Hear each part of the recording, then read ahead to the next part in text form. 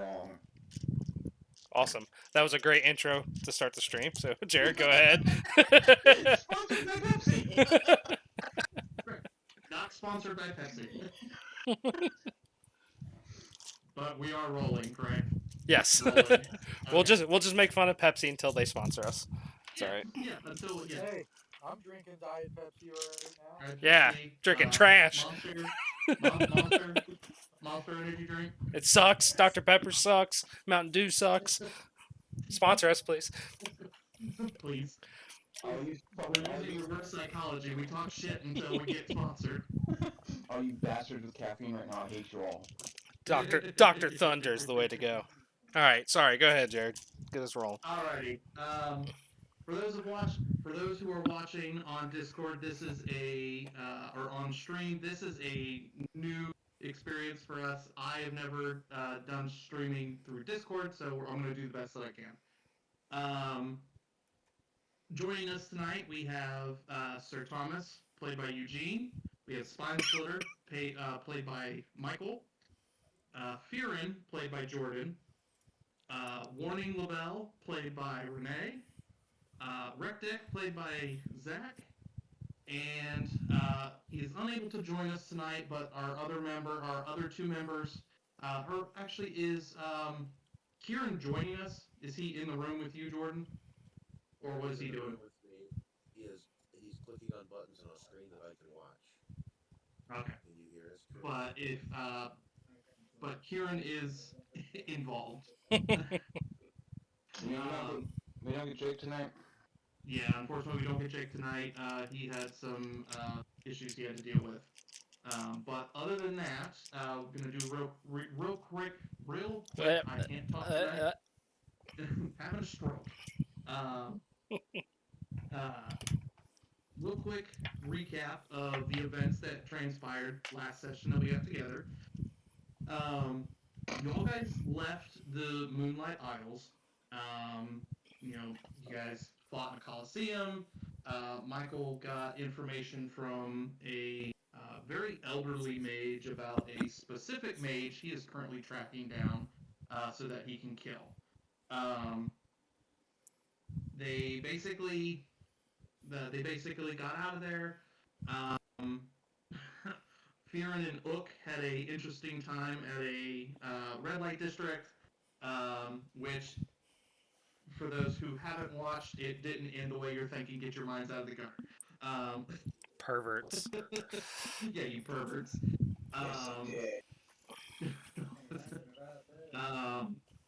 You guys all set sail. You had received information about one of the southernmost islands of the Moonlight Isles.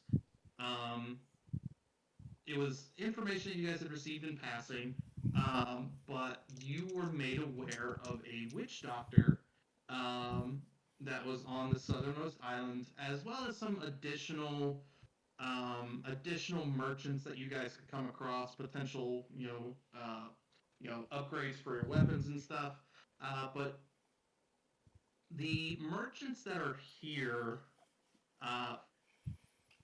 they're a bit eccentric. They're kind of kept away from the mainland for a reason. You guys potentially will come across them here in a little bit. But the moment that you guys docked, Ook, who played by Jake, who's not here tonight, happened to notice a creature walking in the sand, looking for trash, treasure, whatever it may be, and then proceeded to pelt said creature with a gold coin in the forehead, followed up by Fearin blasting him in the face with an Eldritch Blast. Yeah. Know that they're trying to get his attention. Having seen that their friend had been surprise attacked, several additional Kuatoas and Sawagins jumped out, came out of the water, and proceeded to start attacking those who had entered the water or who were on the docks. They were quickly dispatched. Our little fish and shark boys, rolled poorly last session, and combat was ended fairly quickly. Hey, That being said, there are still several Kuatoa that are alive, but they are paralyzed, and some of them were. Some of them were only paralyzed. and I thought They were. they were brought onto this deck for the cook to finish off with. So are they alive? They were captured. As of right now, because we're continuing literally where we stopped. Yeah, we're gonna continue literally where we stopped. So the cook has not gotten to them yet. But they are basically down in the brig, um, waiting to be processed effectively. Um, with that, once the combat was over, um, you guys were all released. Effectively, you guys were told that you guys could explore for a little bit before the captain and the rest of the mates had decided that their next stop after this island was going to be the mysterious island that which was a secondary task they were given when you guys were back in Westwind. Um, Immediately, once you guys were released, Ook and Warren uh, sprinted off into the distance of the palm trees, with no one currently following them. Most of you guys are still on the dock itself, um, and that's where we're going to pick up. We also, none of you are aware, none of the players are aware, but Spine Splitter as well, I figured I should also cover this as well. Spine Splitter is currently hiding in the captain's quarters. He's waiting to basically investigate the captain, so we will circle around back to that here in a little bit. You also, for also a recap, for Michael, is that while he was waiting for the captain to come back into his quarters, he happened to notice the second mate, Donovan, go into his quarters, and while he turned around and before he locked his door, um, Michael happened to notice the gold, like a flash of gold eyes come across second mate's Donovan's, eyes, a gold color, flashed over it. Closed the door, locked it, and then there was a thud that was heard, and then silence from that point. Um, this is only information for Michael. The rest of you are currently getting off the ship, which we are gonna dive into that. So you guys, like I said, you guys have seen Warren and Book just book it off into the woods. You've been given permission to explore the island, find those merchants. Little like a day's, R&R, a day's worth of R&R for you guys, effectively, to do just random stuff. Um, and then you guys also actually hear from the deck of the ship, the first mate Titus. You hear a little bit of a commotion and a voice that just seems unwilling to go, um, as they are starting to head toward the gangplank. Um, Sir Thomas, you're aware of the voice that is being heard, and I will say that while you are running the ship, you have heard complaints of this individual, and they're basically kicking him off for right now to get some work done on the ship. You happen to hear Titus up on the top of the deck. Okay, you guys are gonna take this individual with you. He needs. We need a break from him. To which you guys see walking down the gangplank, literally wearing a giant, uh, basically like a giant like knapsack on his back, struggling. My man, he's not very strong, but struggling. You see Lawrence. Oh no. walking down the gangplank. Lawrence is the brother Air Genasi, and he is being forced to go with you guys. Um, Titus looks down to you as well as Sir Thomas. And he's just like, um, do with him what you will. We effectively just need him off of the ship. Um, he can be your pack mule if you guys decide to get stuff. But the rest of the crew needs a break. You all notice that He's a little much. Kieran gets super and- excited when he sees the brother and runs over and starts doing everything he can to assist him, even though he's complaining of being forced. Kieran does not pick up on that. He's just excited to see the brother. You're excited to see the brother, or Kieran is excited to see the brother? Kieran. Kieran is excited to see the brother. Okay. You know, maybe potentially butter up the brother so he can get, closer to the sister. I see how it is. Real quick, as the two are running off into the woods before they disappear, can I use psychic whispers on both of them and Fearin, just in case I need it later? Yep. That's gonna be. And that lasts for an hour, correct? Hold on, I gotta roll it. Oh. For Fearin or for Kieran? For Kieran. It's 3 hours. 3 hours. Okay. As long as we're within a mile. It's on.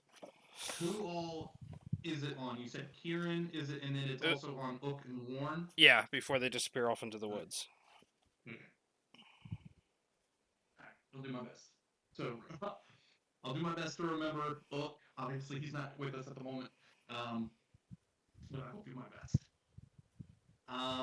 From that moment, you guys are effectively, you guys decide to start walking off the dock, and the rest of you get onto the beach. Who all is going further into the island? I'll follow. Michael's obviously on the ship. I am. All right, so I have tentatively followed my brother. I've crawled up on him and tied off a rope on him, and I keep jumping with a handkerchief and trying to glide around the brother's head, right in the air Genasi flow. his little vortex that's following him. Oh my gosh. Eventually, you get caught in the vortex and it gets tangled up, and you're just kind of on his back. Lawrence perpetually has advantage on not being surprised because you're just tied on his back. I'm gonna follow Warren and Ook into the forest. Okay. Alright, so you guys are all heading down here. You guys, it's probably about. I mean, the path is very well lit for this being an island that is not, it's not yet included in like the mainland of the Moonlight Isles. They're looking to expand the Moonlight Isles like they did with the 3 big islands to just make it one big landmass. But it takes time, it takes effort, it takes supplies, energy, workforce. But they are. This one, it's at least being taken care of for people who stop by here. It's not a big tourist attraction, but it does attract its fair share of eccentric individuals. But you guys probably walk, I'd say, about 15, 20 minutes. And you have to come into a little bit more dense, populated forest, jungle. There's still a path, but you guys do happen to come across.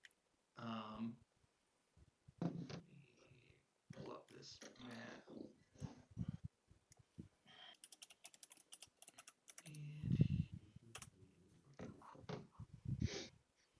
Alright, should be bringing you guys in. But you guys happen to come across this. It's just a very small clearing on this path.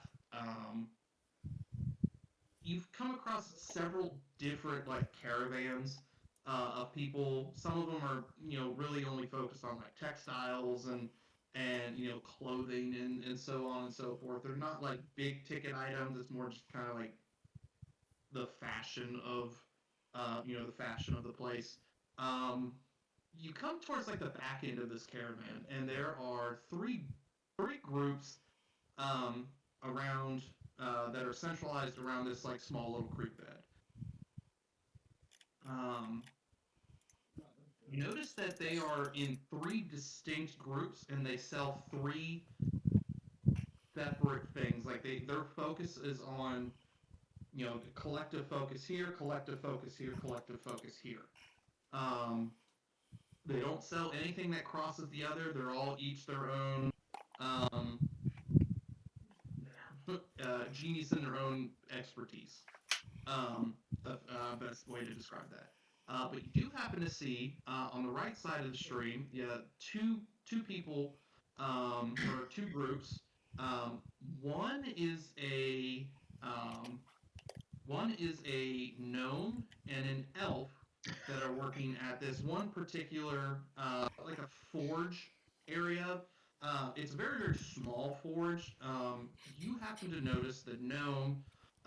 He's away. He's tinkering. He's um, making just random doodads and gadgets and things like that. Yes, Fearin. I just want to make sure as you've described all this, you used a word for everyone that comes here that I want to make sure I understand as you were talking to kobolds. You said everyone here would be eccentric, and I just want to make sure that was in context of us. Yes. So Yes. the elf and the gnome in my head is every bit of crazy as it's going to be. Excellent. Yes. Um, very much so. Yes. Um, but you happen to notice, like I was saying, the gnome is making like small little gadgets and things like that. Just um, most of them are like utility tools and stuff like that. Some of them are like toys, things for kids and stuff like that. Obviously, this place does see, like I said, visitors, and they'll come to this island, with kids, adults, things like that. They'll just make stuff. So he's got like a supply of kids toys and things like that. The elf you happen to see is working on a set of armor currently, um, with a stylus, um, basically hand carving runes um, into these pieces of armor. Effectively, um, some of them are for decoration. Some of them are like Elven script, as well as design and things like that on these certain pieces of armor to make them look a little bit more ornate. Um, but there is one particular set of armor. It's still being worked on. It's definitely a work in progress. Part of the chainmail is set off to the side. There's a couple shoulder pads that are um, draped over like an armor stand, and then there's a breastplate that is kind of hanging sideways. They're trying to put it all together and things like that, but there are several runes on this particular set of armor that seem to kind of gleam like a lightish blue color. Um, something that something that the kobolds haven't really been exposed to, but get a sense that it's lightly magical. But you kobolds haven't been around magic enough to know that it is magic. So I should taste it. Yeah, you have to taste it. um, on the far side of this clearing, there are my favorite group of people I've ever the favorite group of people I've ever created for this. You happen to see three small goblins. Not very not not super tall. The tallest one you see is about 2.5 feet tall. Uh, but and that is the tallest one. The tallest one is 2.5 feet tall. Um, but all he has going for him is his height. He's not super, He's not super repugnant. He's not super handsome. He's very very in the middle. Kind of has a glazed look across his eyes. Like he's not all quite there.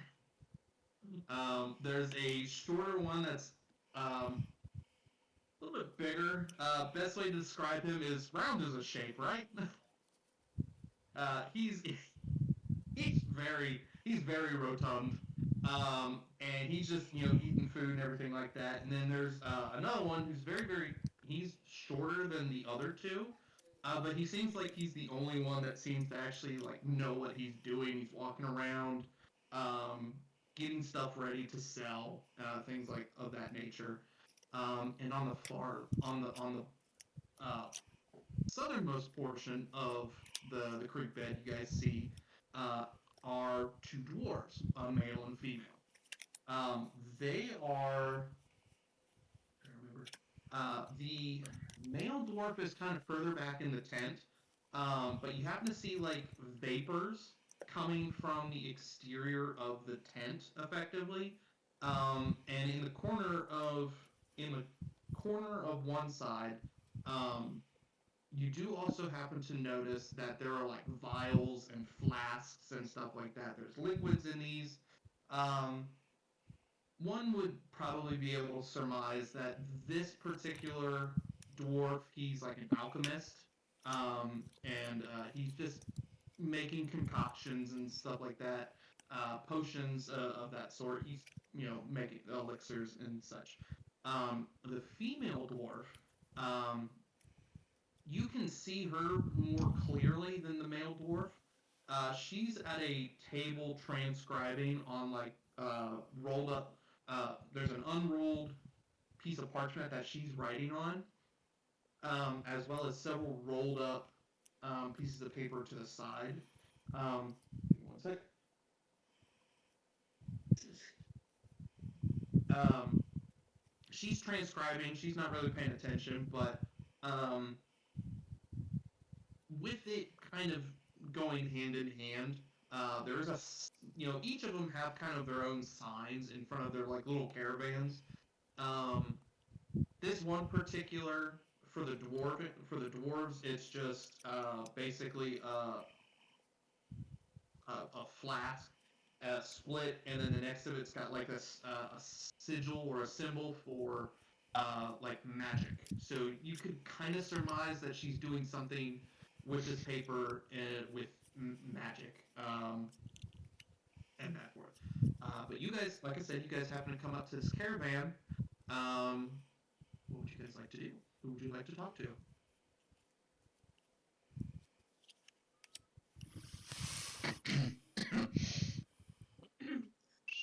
I see that, Jordan. Can I clarify on the second one? So the one who's particularly rotund, you said, what were they? What did we see about what they were selling again? So unless you actually go up to them in particular, um, Mhm. it looks like they're selling it looks like they're selling weapons of a variety. Mostly to the from where you guys are. You guys are further back. You have to get closer, obviously. But from what you can see at your current distance, you can see a lot of like simple weapons. Staves, quarter staffs. Daggers. You see a couple shields and stuff. You do see the hilt the hilt and handle of a long sword, but you don't see the actual sword itself. So you would kind of assume that it's leaned up against the back of the table, since you only see the handle itself.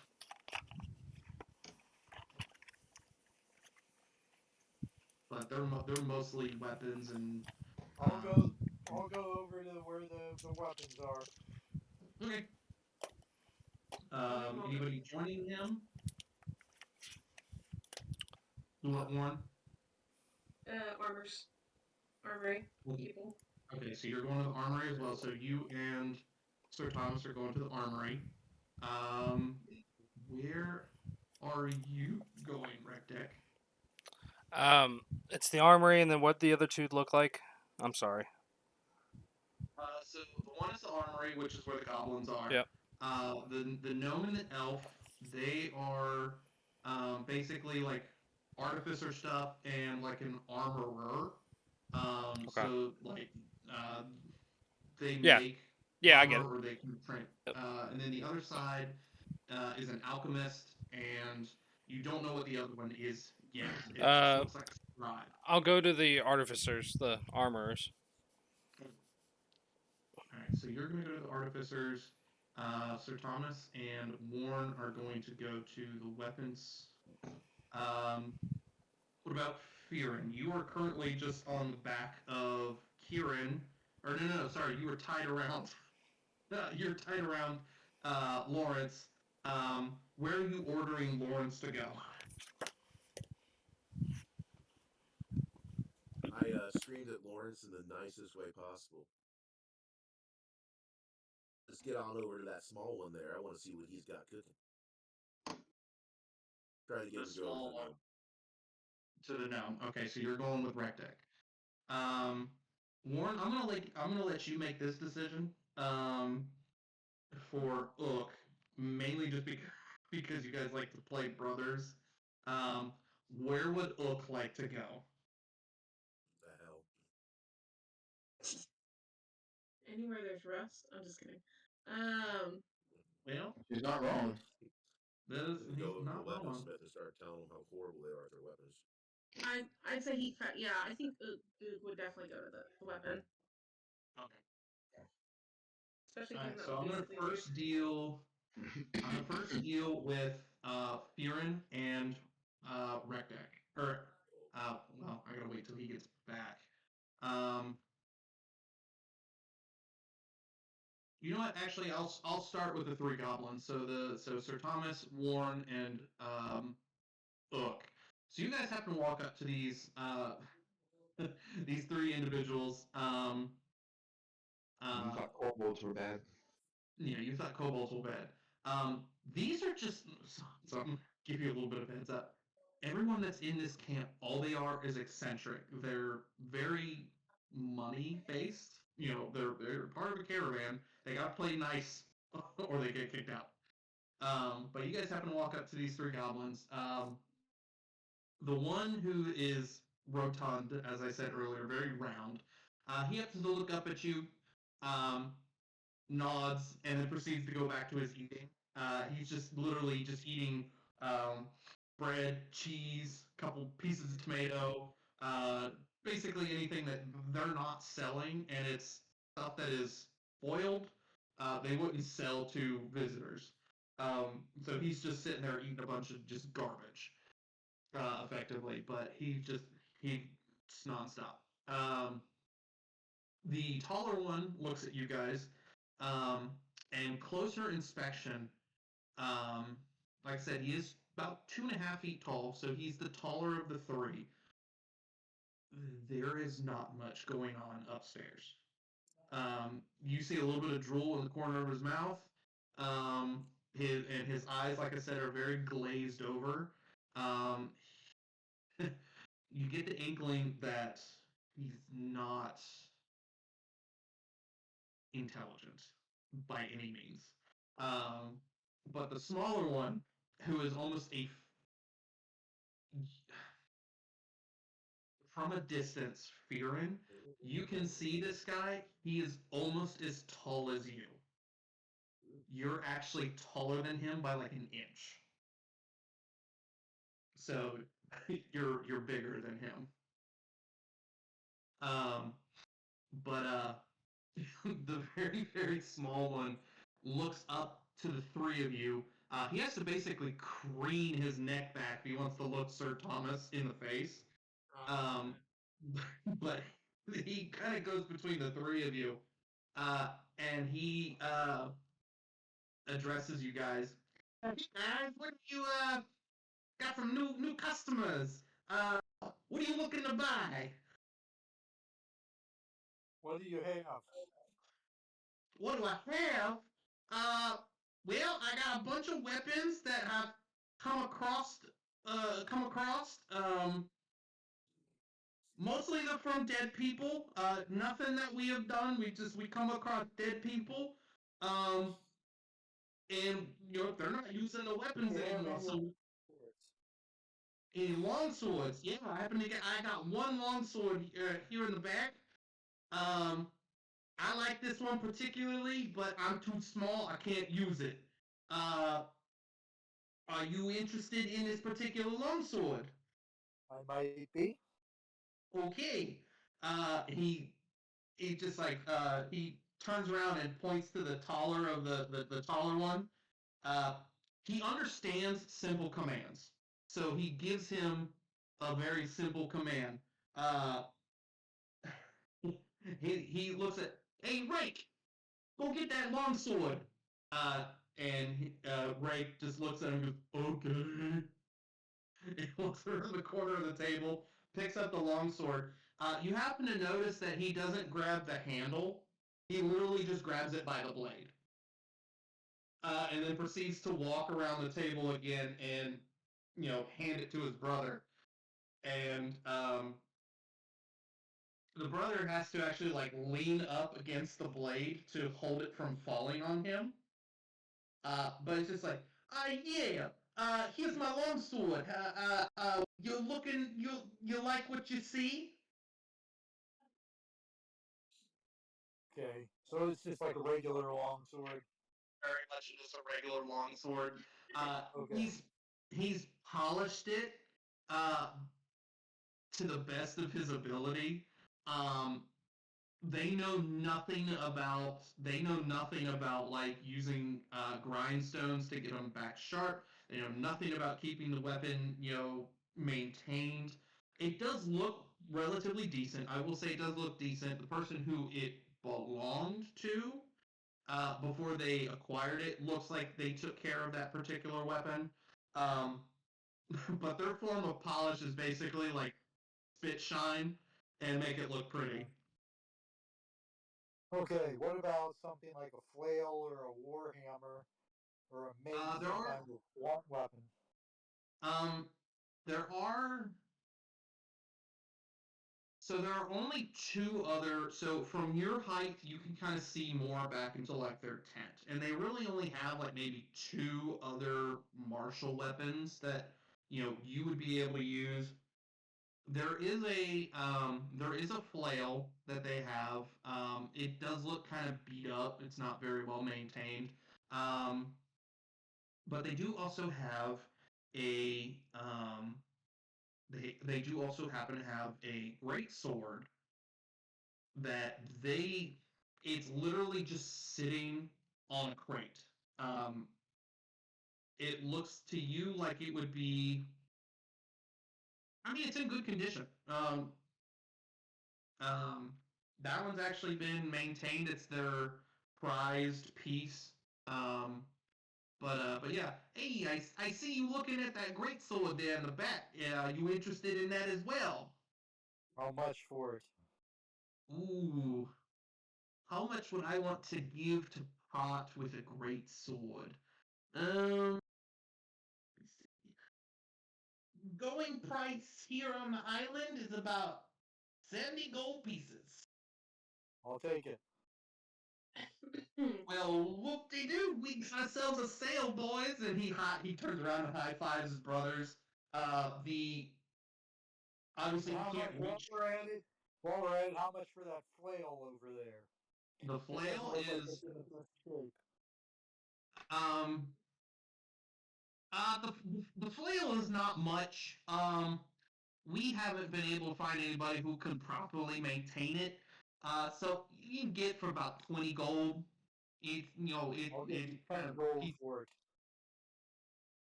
Plus the 70 for the great sword. So you're still getting $80. I mean 80 gold, you're and you're still getting getting the 80. Let me see. How about 85? deal.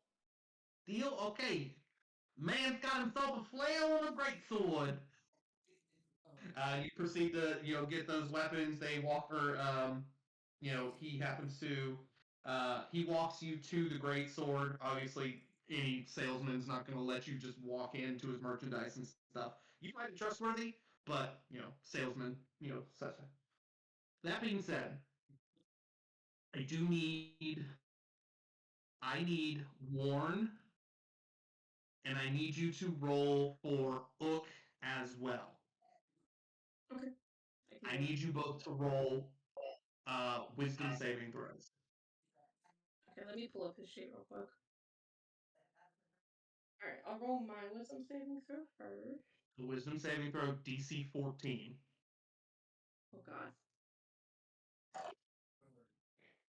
Holy shit. That's a nat 20 plus 1 for me. For you. And for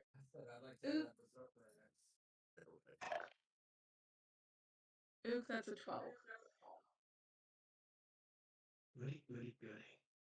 I'm gonna have you play this as Ook to the best you can. Ook happens to hear in his head, he happens to hear a voice calling to him.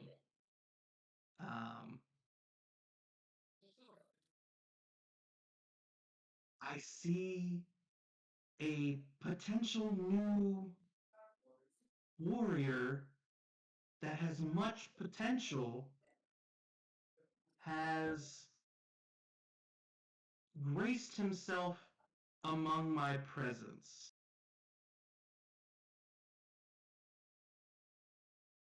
Braced? Braced or raised? What are you referring to? I said that has much potential, that has braced himself amongst my friends. Yeah, graced himself in our presence. So Ook will probably look around and say, "Where's that voice coming from?" Shaking a sword. Sir Thomas is, so I will say Warren, you happen to see Ook kind of looking around a little bit, kind of, confused a little bit. With your wisdom saving throw, I'll also count that like towards perception, like what you can see around you as well. No one is talking to him, but he's acting like somebody called his name, like he's just looking around, relatively dazed and confused. Uh, the smaller goblin is back at the back of the tent with Sir Thomas helping him get his great sword and taking the gold. The round one has not stopped eating since you guys have come up to the tent, and the tall one still does not know what is going on. He's still just standing up against a post, disassociating with the rest of the world. But you have to notice that no one has spoken to him, but he's acting like somebody has called his name. Going back to Ook's perspective for you, I am, and the voice continues, I am not one of these three brothers. I am something far older. And I am something that is very near.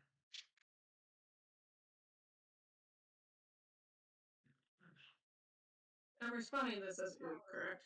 Just before I Yes. start. Okay. Yes. What, are you like a year older than them? What do you mean near? You're doing a really good job at so. Oh god, this is really bad.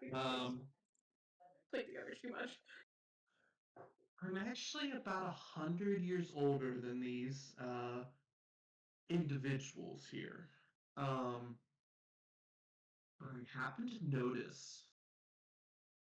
I happen to notice your great sword, that your rusty great sword, could potentially.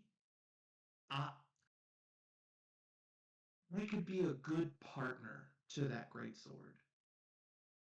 I could complement this great sword well. It's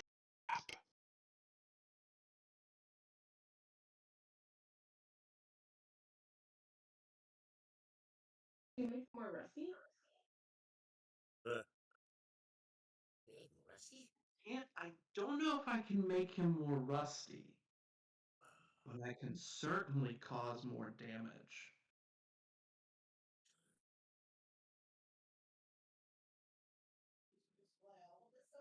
And I think with Jake, how much his focus is going to be on damage versus Aesthetics.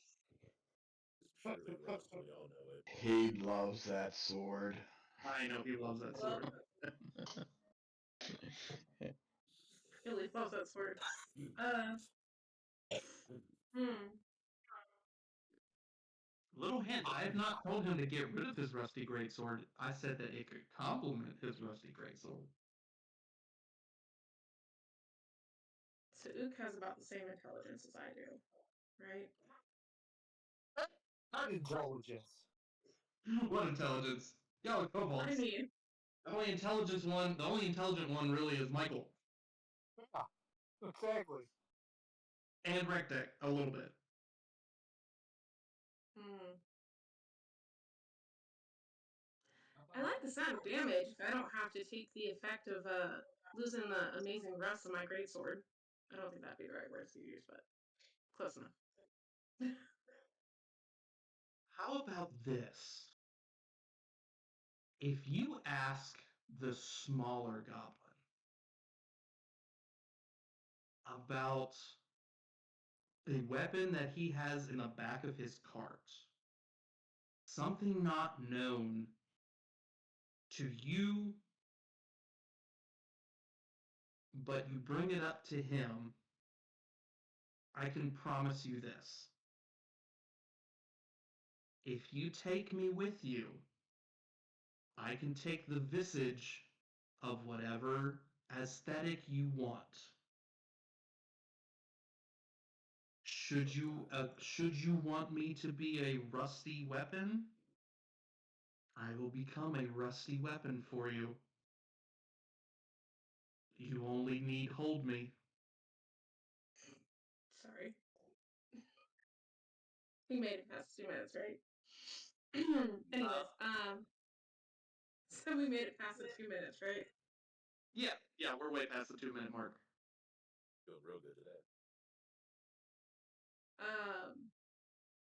I'm actually behaving myself. Come on now. Mm,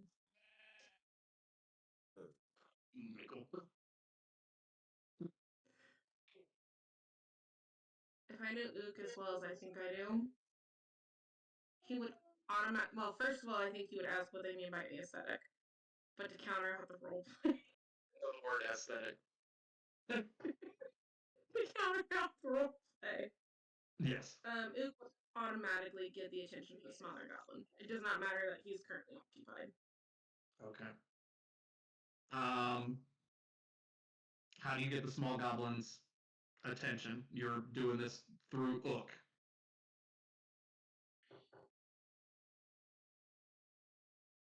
Does Ook know what goblins are? You guys have seen goblins in passing. They both live in caves. Just You reach guys out are and like in hi. shifts. Yeah, you guys are in shifts.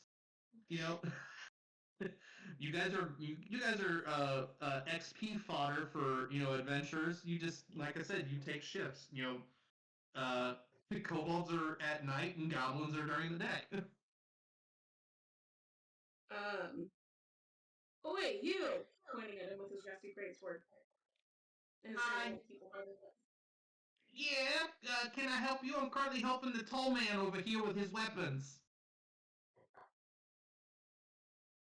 I hear you might have something special back there I could use. What do you mean special? And he just looks at Ook very inquisitively.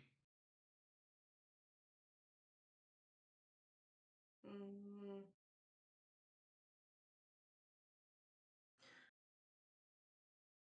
Something that might have a little extra power to it. Maybe a little extra rust. Interesting. Let me finish up with this man right here, and I might be able to show you what you might be talking about. And he He takes the money from you, Sir Thomas. Basically tries to prop up the greatsword as best he can. He's struggling, so you'll need to help him, pick it up. But you get that, and you get the flail. Um, Once you get done with that, is there anything else you want to do while you're in the weapon shop? You want to check out the armor or anything else? They have armor. So the goblins don't have armor. They do have shields. Um, but if you want like actual armor, you have to go over to like where the elf lady is, I'll because go she's over in there. actual armor. I'll go over there. Okay, so Can I add a side note for Warren start, on that? huh? If Warren sees him going near the shiny armor that has the gleaming light on it, she's just gonna give Sir Thomas a dirty look as he goes near it. Yeah. Oh, go for it. I can I didn't assure say it you was gonna be mean. Just that'll be very well received. yeah, I know, right? So you make your Sir Thomas makes his way over to the armor. Um, Once he is out of earshot, the small little goblin, he looks at Oak. I do not given you my name yet. My name is Bogart. Um, you must have heard a voice in your head. Because nobody really asks me about special merchandise unless they hear a voice inside the head. We've all heard our voice. We've all heard that voice inside our head, but none of us can use this particular weapon. But you look like a beefcake. You might be able to use this weapon. Ook thought those were just thoughts. Well, I can't really help you if you're hearing other voices inside your head, but this one particular voice that all sounds the same to everybody else that talks about it. My brother over here, the tall one, he used to have a lot of voices inside his head as well, but now he ain't got no voice inside his head. Alright. I do think like Ook, not like Warren. I will also say that so Ook did fail the wisdom save. So he is effectively being drawn as much to this weapon as possible. Ook will point. He'll be near the wagon, and I feel like at that point he would have walked over to the goblin in the wagon at that point and try to point at whatever he thinks it might be. Just say, I really want this. I don't know what it is. So Bogart pulls Ook to the backside of the wagon, and there is a crate. There's a crate under a crate. The one that's on top is very light. He's able to get up into the back of the wagon. He moves it. It's more just for decoration. There's not anything actually in this crate, but it's basically, if you want to hide something, you do it in plain sight. Um, and he moves this small box off to the side. And this one that's underneath has a couple latches, and he, pops them open. Ook, he flips the lid over, and you happen to see, or Ook happens to see very much like the one that Sir Thomas had just bought. But this is another flail. It is a steel flail, with shiny red specks inside the head of each of the separate portions of the flail. The handle is the main portion of the handle is made of ivory with crimson red cross-laced leather over the handle. It is in immaculate condition as of right now. I say as of right now, because of what it potentially promised Ook. Bogart picks up the weapon. looks down at the weapon. I know, I'm giving it to him. It's talking to the flail, and proceeds to hand Ook the weapon. Does Ook take it?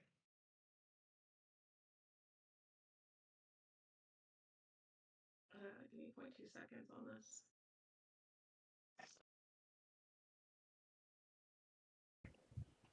Ook takes it. Ook takes it. Ook takes it. I'm using Ook's stats before I The confirm anything. moment that Ook takes it, it begins to start rusting almost immediately, and it's like a wave. It's still sturdy in his hand, like it does. It's very much like it looks like decoration. It's like for flavor, it literally is just an aesthetic. The weapon itself underneath this is still as described, but it's almost like it's a minor illusion that it's cast over this weapon. He takes it, and the voice speaks to Ugg again. I'm so glad that you took me. I will be your best friend. I will. You know what? I dare say I'll even replace your greatsword as your favorite weapon.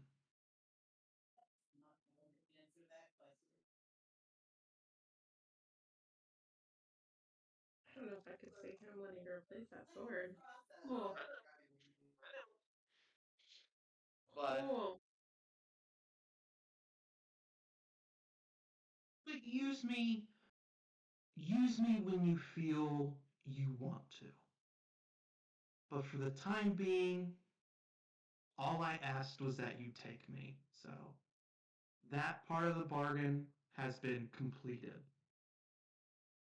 And Ook is now in possession of this magically talking flail. I will add that to his inventory here in a minute. I'll just make a note of it for now. But Bogart, as he leaves, he hears Bogart receives another message from the flail. He's like, yes, I'm so glad that you actually took this weapon off of our hands. Um, I'm gonna give you the name, and he's just talking to Ook. He's not talking to anybody else. This is just to Ook. The name of this weapon is Misery.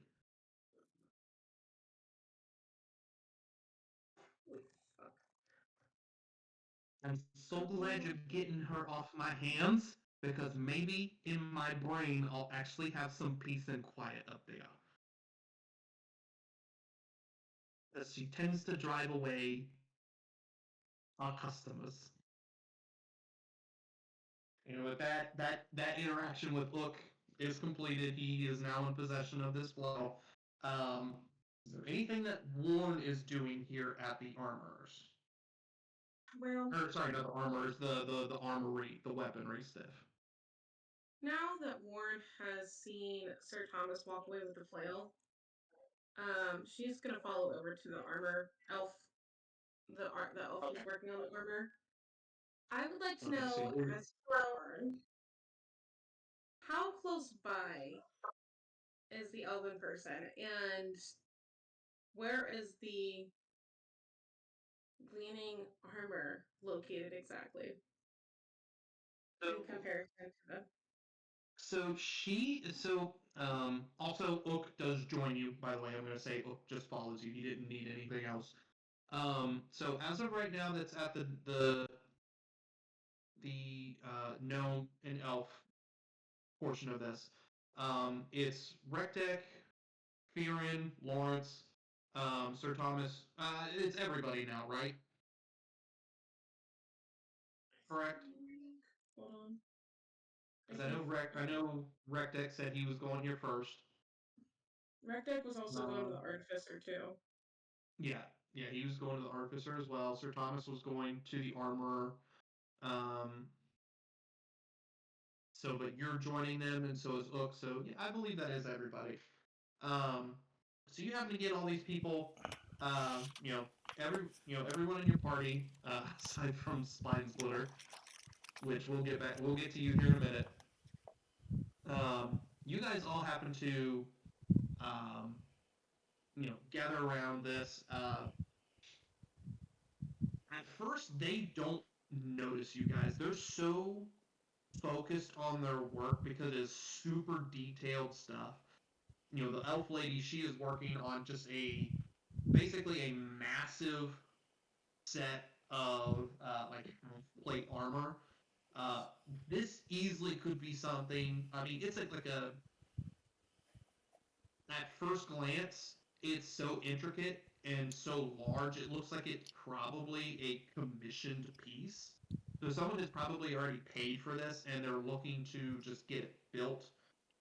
This one is just getting engravings on it. It's not getting anything special on it, but she's using a very fine point, uh, like adamantine chisel to make all these inscriptions and stuff. She's doing this all by hand.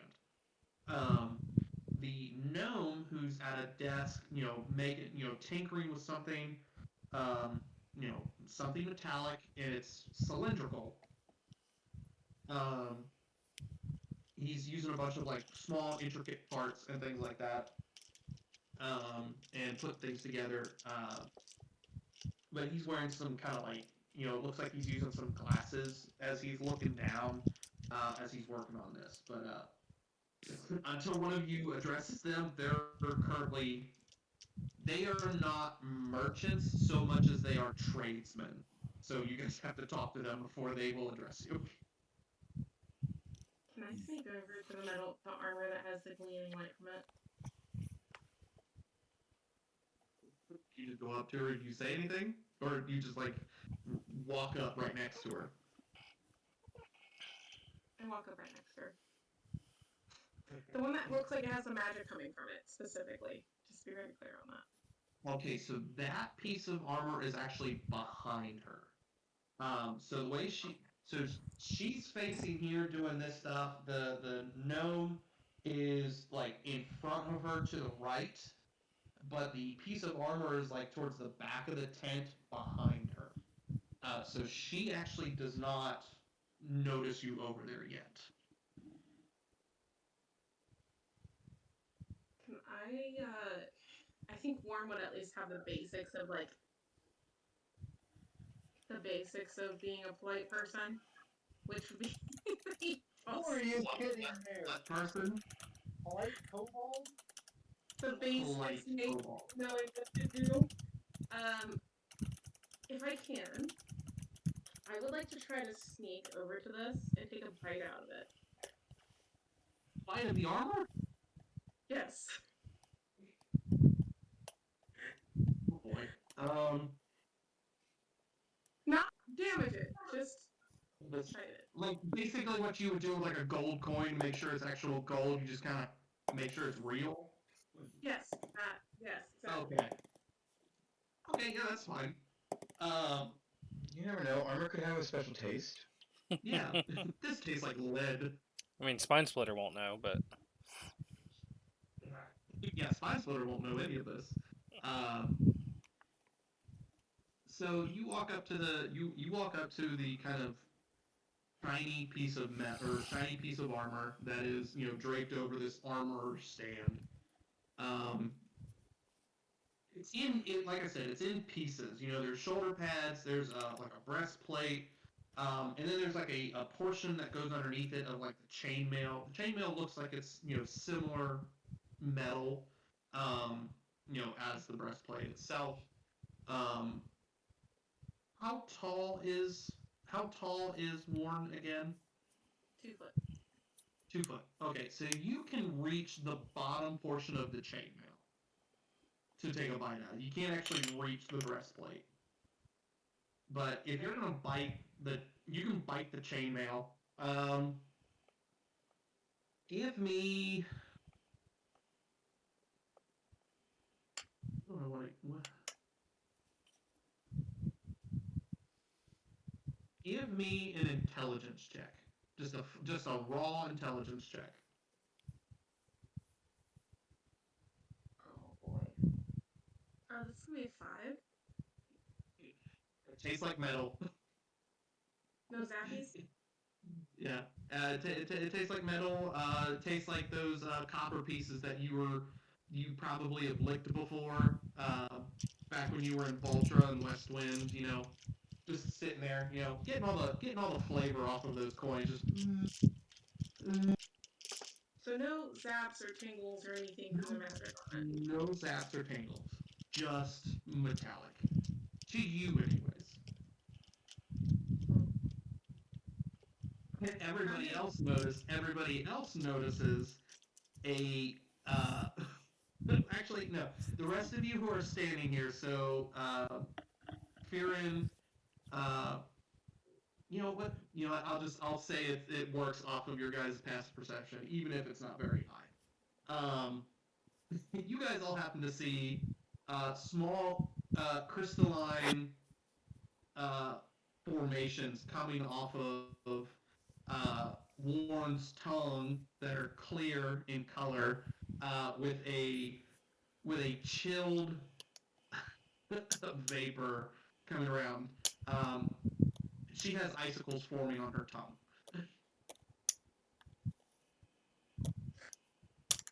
Oh no. Yeah, Okay. but Warren doesn't know anything. It's a little cold, metal is cold, but it just tastes like metal to you. Oh boy. All right. Um, Mm, once you bite slash lick this armor, the elf lady happens to now notice your presence because once you bit the armor, it jingled. She's like, excuse me, what are you doing to that piece of armor?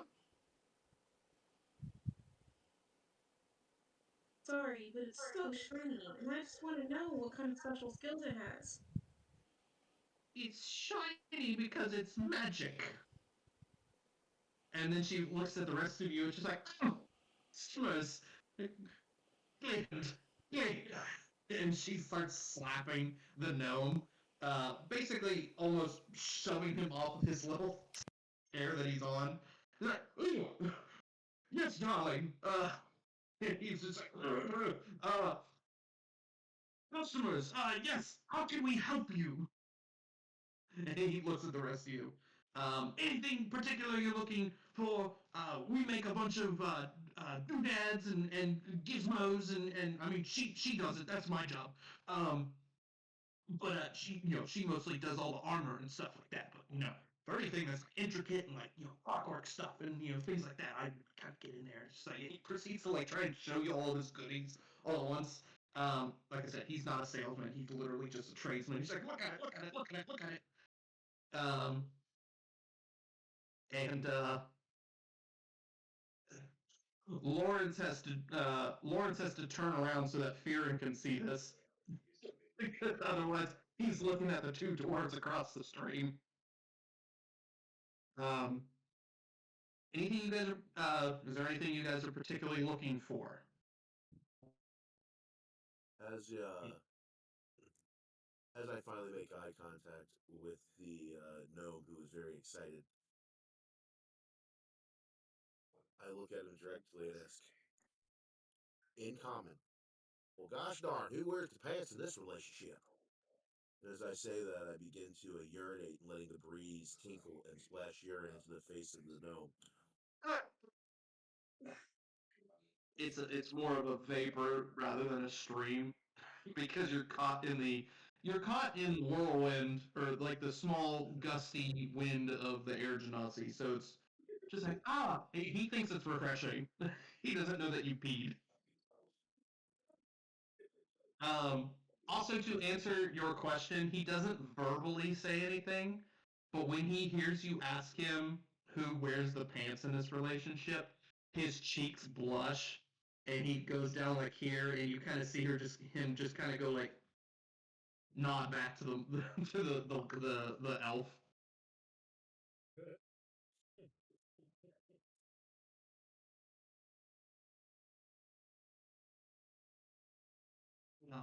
Anything that Rec Deck is looking for specifically?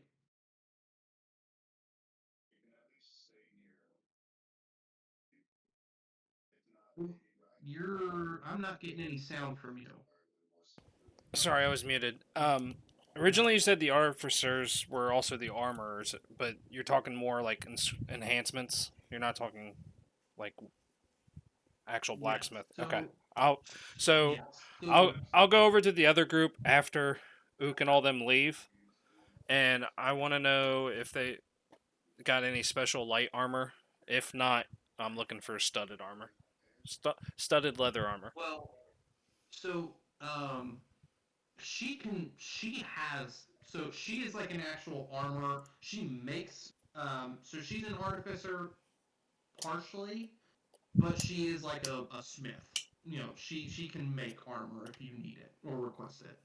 Um, but the runes and stuff is like a specialty she Uh, does. I don't need anything made. I'm just looking to see what they have to sell, and I kind of want to do it either before everybody comes over or after everybody leaves, just in terms of roleplay purposes. But I'm looking for any special light armor or studded leather armor, if any of them have it in stock. Um, I'll say you were probably one of the first people to come over. I'll say that you can do that. I'll say we'll kind of rewind time a little bit. While Sir Thomas and Warren and Hook were over at the other cart, you were the first one to walk up, and the only other person that was with you was Lawrence and Fearon. And Kieran, but Kieran's talking with Fearon, who's facing the other direction. So I'll say that yeah, you can have this conversation before. So, um, and when we finish what we're doing here, she goes back to working on the armor so that it works that she's kind of focused back on her own stuff.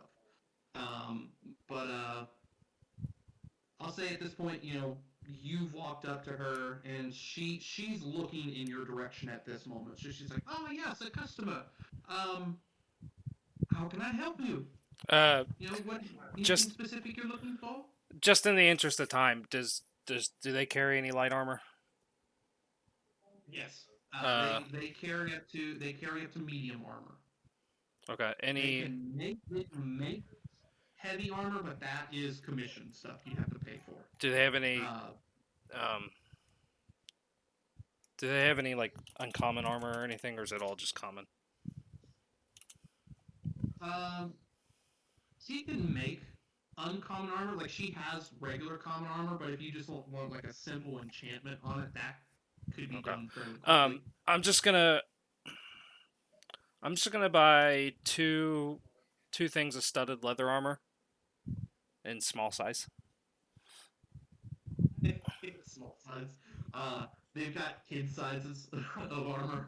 Yeah. Like bring your kid child to work day and stuff. Which is why I'm trying to hide this Um, purchase from she everybody. But Yeah, she's like, you want two pieces of armor? Is that what I heard you say? yes, it's for friends. Friends. Okay. Um, yeah, that's no problem. Are you wanting anything specific, or just regular sets of armor? Are you wanting any kind of Studded leather armor. just leather armor, yeah, studded leather? yeah. Okay, she does have studded. You know, she has she's in the back. She's got a couple pieces of studded armor.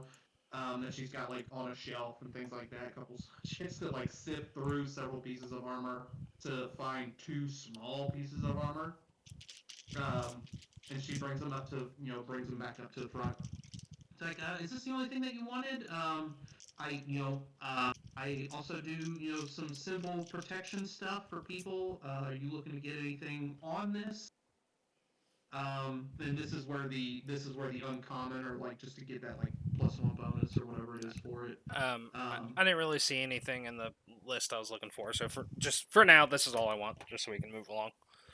Okay, just the two pieces of studded leather Yeah, armor. yeah. Okay. Trying to remember how much that is. Right now, it's just showing me weapons. Um, Yeah, no, that's totally fine. 2 pieces of small armor. If they were medium size, they'd go for about 100 piece. But since they're small, um, you're getting 2 of them. I'd say they're probably about 75 piece. So total, about 150 piece, 150 gold. Uh, for these 2 small pieces of studded leather. All right, and then I agree to that and ask her if she'll buy armor, used armor. My leather, it's got to be in decent condition. It can't be anything that's deteriorated beyond repair. Okay. I'll worry about that later. All right, so I hand over the money, and then real quick, I want to run over to the alchemist and see if they have any like vials of basic poison I can pick up.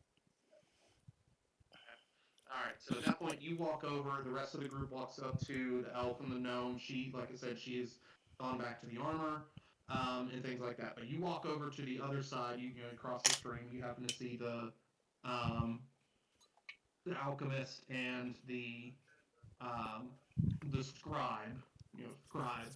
Um, and the first one to look up is this scribe. She happened to catch you out of the corner of her eye. She's like, "Well, you came an odd one out in these woods. I don't think I've seen a kobold out here in a while." And she's, like I said, she's a woman, but she's very grisly. Yeah. She's like, you're not from here, are you?" No. Again, in the interest of time, I'm just looking for a couple of vials of like poison for weapon coatings if she's got any. "That's more my husband's specialty, but I'm sure he does." She walks back, gets him, he comes up. uh, I hear you were looking for some poison. Yeah. Are you a hunter? Yes. Alrighty. You're a very tall hunter, very lean hunter. Uh, he pulls out a simple vial, a couple of vials and things like that. They're very colorful vials. Some of it, there's a purple, there's a green. There's one that's got like it's mostly clear. It's kind of yellowish sheen to it, and then there's one that looks metallic. Any of them specifically paralytics? Yes, the paralytic. That's actually a good poison for hunting. Keep your prey from running off on you. This purple one here is a paralytic. How much is a vial? 20 gold. How much? 20. 20. How many vials does he have? Paralytic. I have 3 on hand, but I can always make more if you want me to just make some additional vials. No, I'll just take the 3 he's got, and then Okay, so that'd be 60. Yep. And then I'm done with our shopping episode. Okay. All right, so you got two small pieces of studded leather armor and 3 vials of paralytic poison. For reference, I don't know, Michael, have you spoken to? This is more like a interchange between you and Recdeck. Have you told Recdeck about like your different types of poisons that you collect at all? We share the same guild. Yeah, we've known each other long enough. I'm aware of this. Yes. Okay. I just choose to make them. Yes. The poison he just purchased is the same type of poison you got by hunting the land crabs. However, yours, since it came directly from the source, yours is more concentrated. So for yours, your paralytic poison does 10 minutes of the paralyzed condition. Zach's, yours is 5. Okay. So yours will be 5. I'll adjust that. I'll add that in your inventory once I get done with it because I did a similar thing with Michael. But so you're done. You don't need anything additional. Nope, I'm done. Okay. I will say out of the corner of your eye, if just interest, out of the corner of your eye as you're walking away, you do see a bunch of other pre-made blasts and potion bottles of stuff that's already been pre-made. So that's something as you're walking away you do happen to catch in the corner of your eye. So he Okay. does have potions and things like of that nature. All right. No, I'm good. I'm good. Okay. All right, we're gonna go back over to the rest of the group with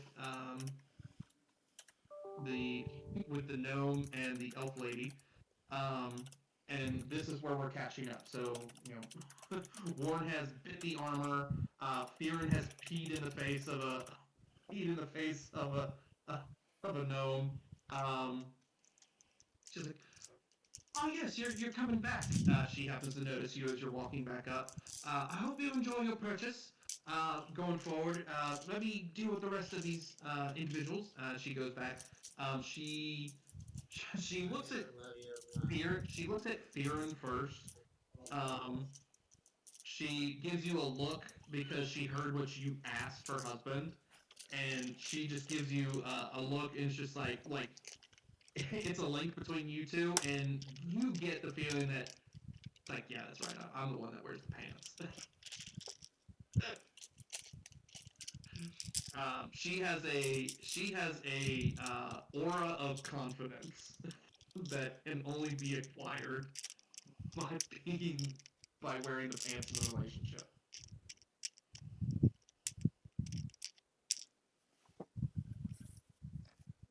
Ah, my good man.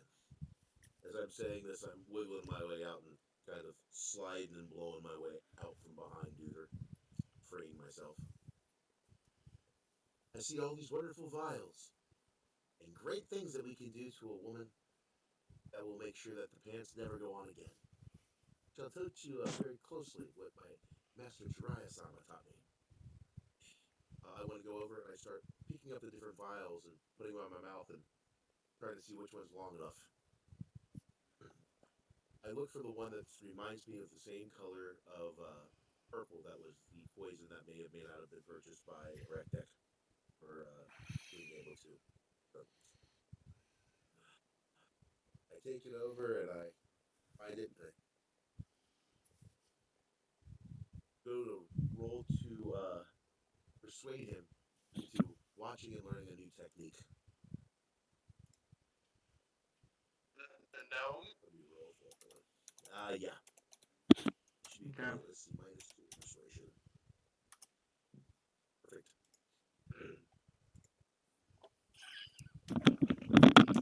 Tell him how great it's going to make me feel when this happens, and he should go ahead and learn how to do this. I don't pick up on the fact at all that he doesn't understand what's going on. I take a mouthful of the poison and run over to his wife and forcefully blow the poison down her throat. As she begins to get tired and wheezy, I look over at my dear gnome friend and went, "This is where you start using the other vials," as we both fall over passed out, leaving him confused as to what the next step was. So you blew this at the elf lady, correct? Or was it at the gnome? Let me do, yep. No, it's the elf lady. Let me show you. I'll act down. Don't worry, my good friend, I got this. Just do what I do.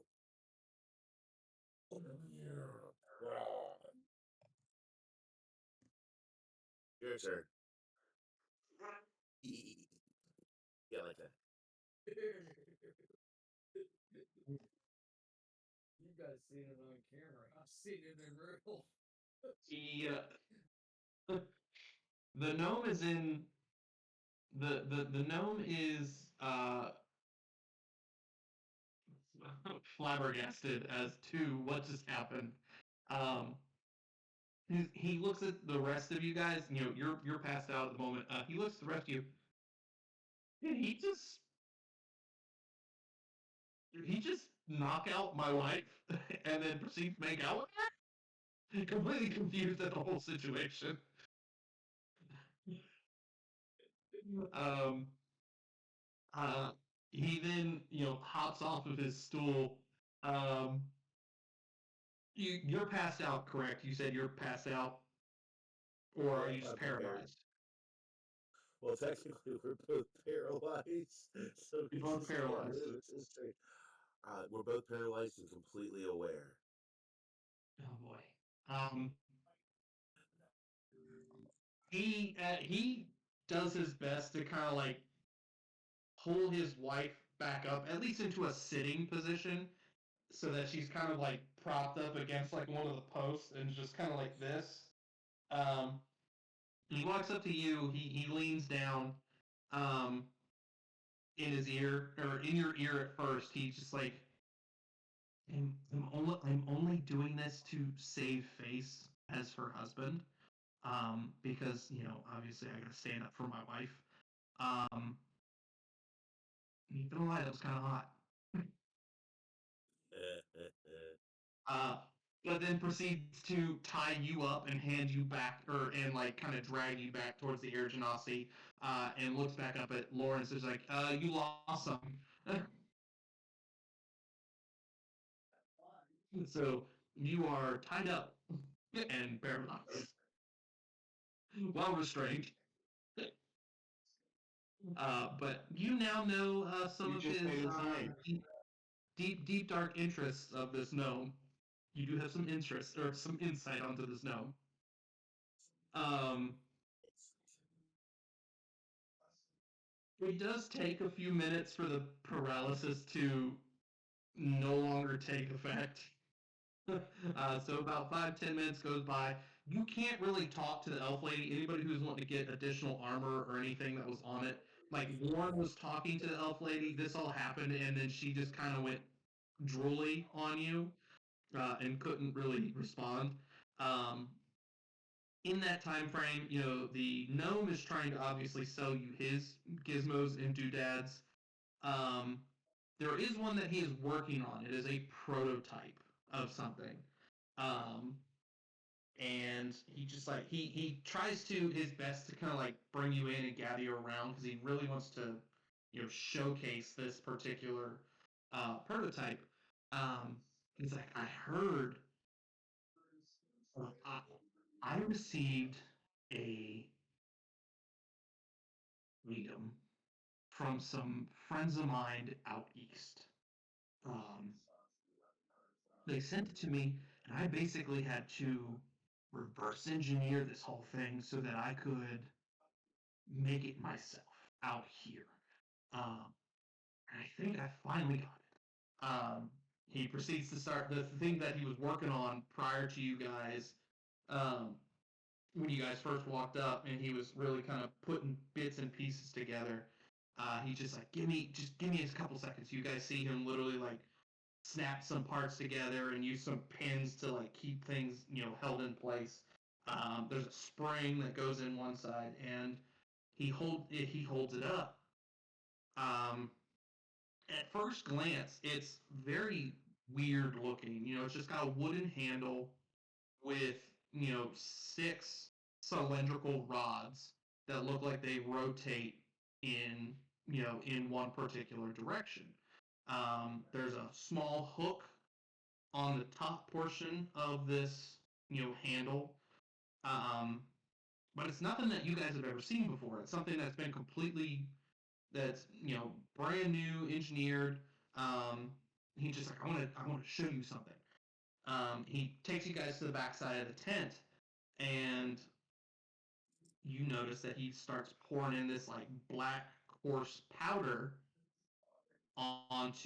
into each one of these tubes, and puts small cylindrical bearings into each one of these tubes. Jordan now knows what's going on. I had it shaped really different in my head. It makes sense now because in my mind it's a club, and every one of the barrels is going in a different. It took me a second. I feel stupid. Nope, nope. Like I said, I was trying to give it as obscure of a description as possible. Um, he proceeds to put this black powder in these, metal tubes, as well as, 6 ball bearings onto the side, flicks back hook, and points at a nearby tree and pulls a trigger, and the whole thing um, it fires. You guys see a big or a medium-sized explosion come out of the end of this device that he's made, and in the distance you see tree bark flying off of this tree. He turns back to you guys, super excited that it worked. Uh, it's taken me about 23 tries to get this to work correctly, and it finally worked in front of customers. You do notice that he is completely bald, this gnome, and there's like some burnt scar tissue on the top of his head due to fire and stuff like that, and scars of shrapnel and stuff like that. Um, he's just like, my friends out east, they call this thing a pepper box. Would you guys want, it's prototype, so I can't guarantee how much it works. And I can't guarantee it'll work all the time because, like I said, it's taken me 23 tries to get it to work correctly in front of you. Um, but if you're interested, I can sell you this because now I know how to make them. Is the thing. If anybody's interested, I can sell this to you. Michael's not happy. How much is he selling them for? The pepper box. Yeah. So his sense of value is very askew. He doesn't know what things should actually be priced. I'll give you heads up. You could probably talk him down on the price significantly, but he looks at you and he's just like, "Oh, with all the parts that I just put into this and all like the blood, sweat, and tears, I have 100 gold." Throw in the ammunition and it's a deal.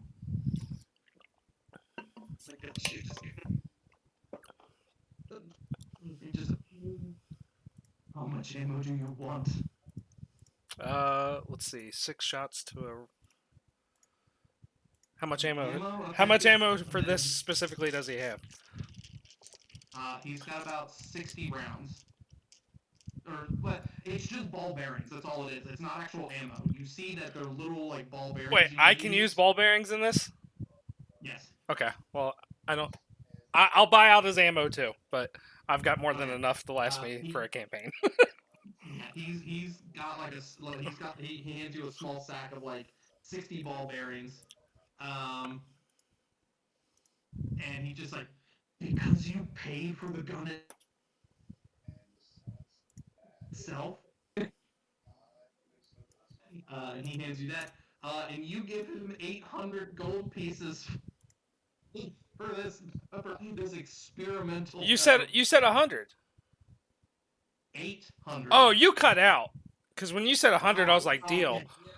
Oh, shit. Okay. I heard 100 too. Yeah, I heard 100. Sorry, I did not realize I cut out. No, it was 800, which is why I prefaced, you can talk him down. Well, yeah, and then you said 100. I was like, oh, I don't need to. No, I did not realize I cut out. No, 800 gold pieces. Which is why I was shocked to hear you agreed. I'll give him.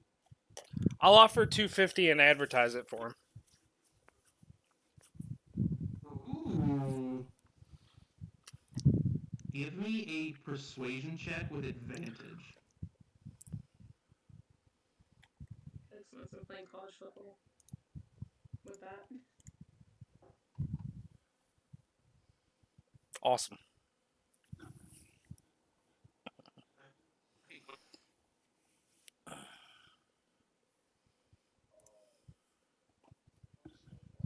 Rolled an 8.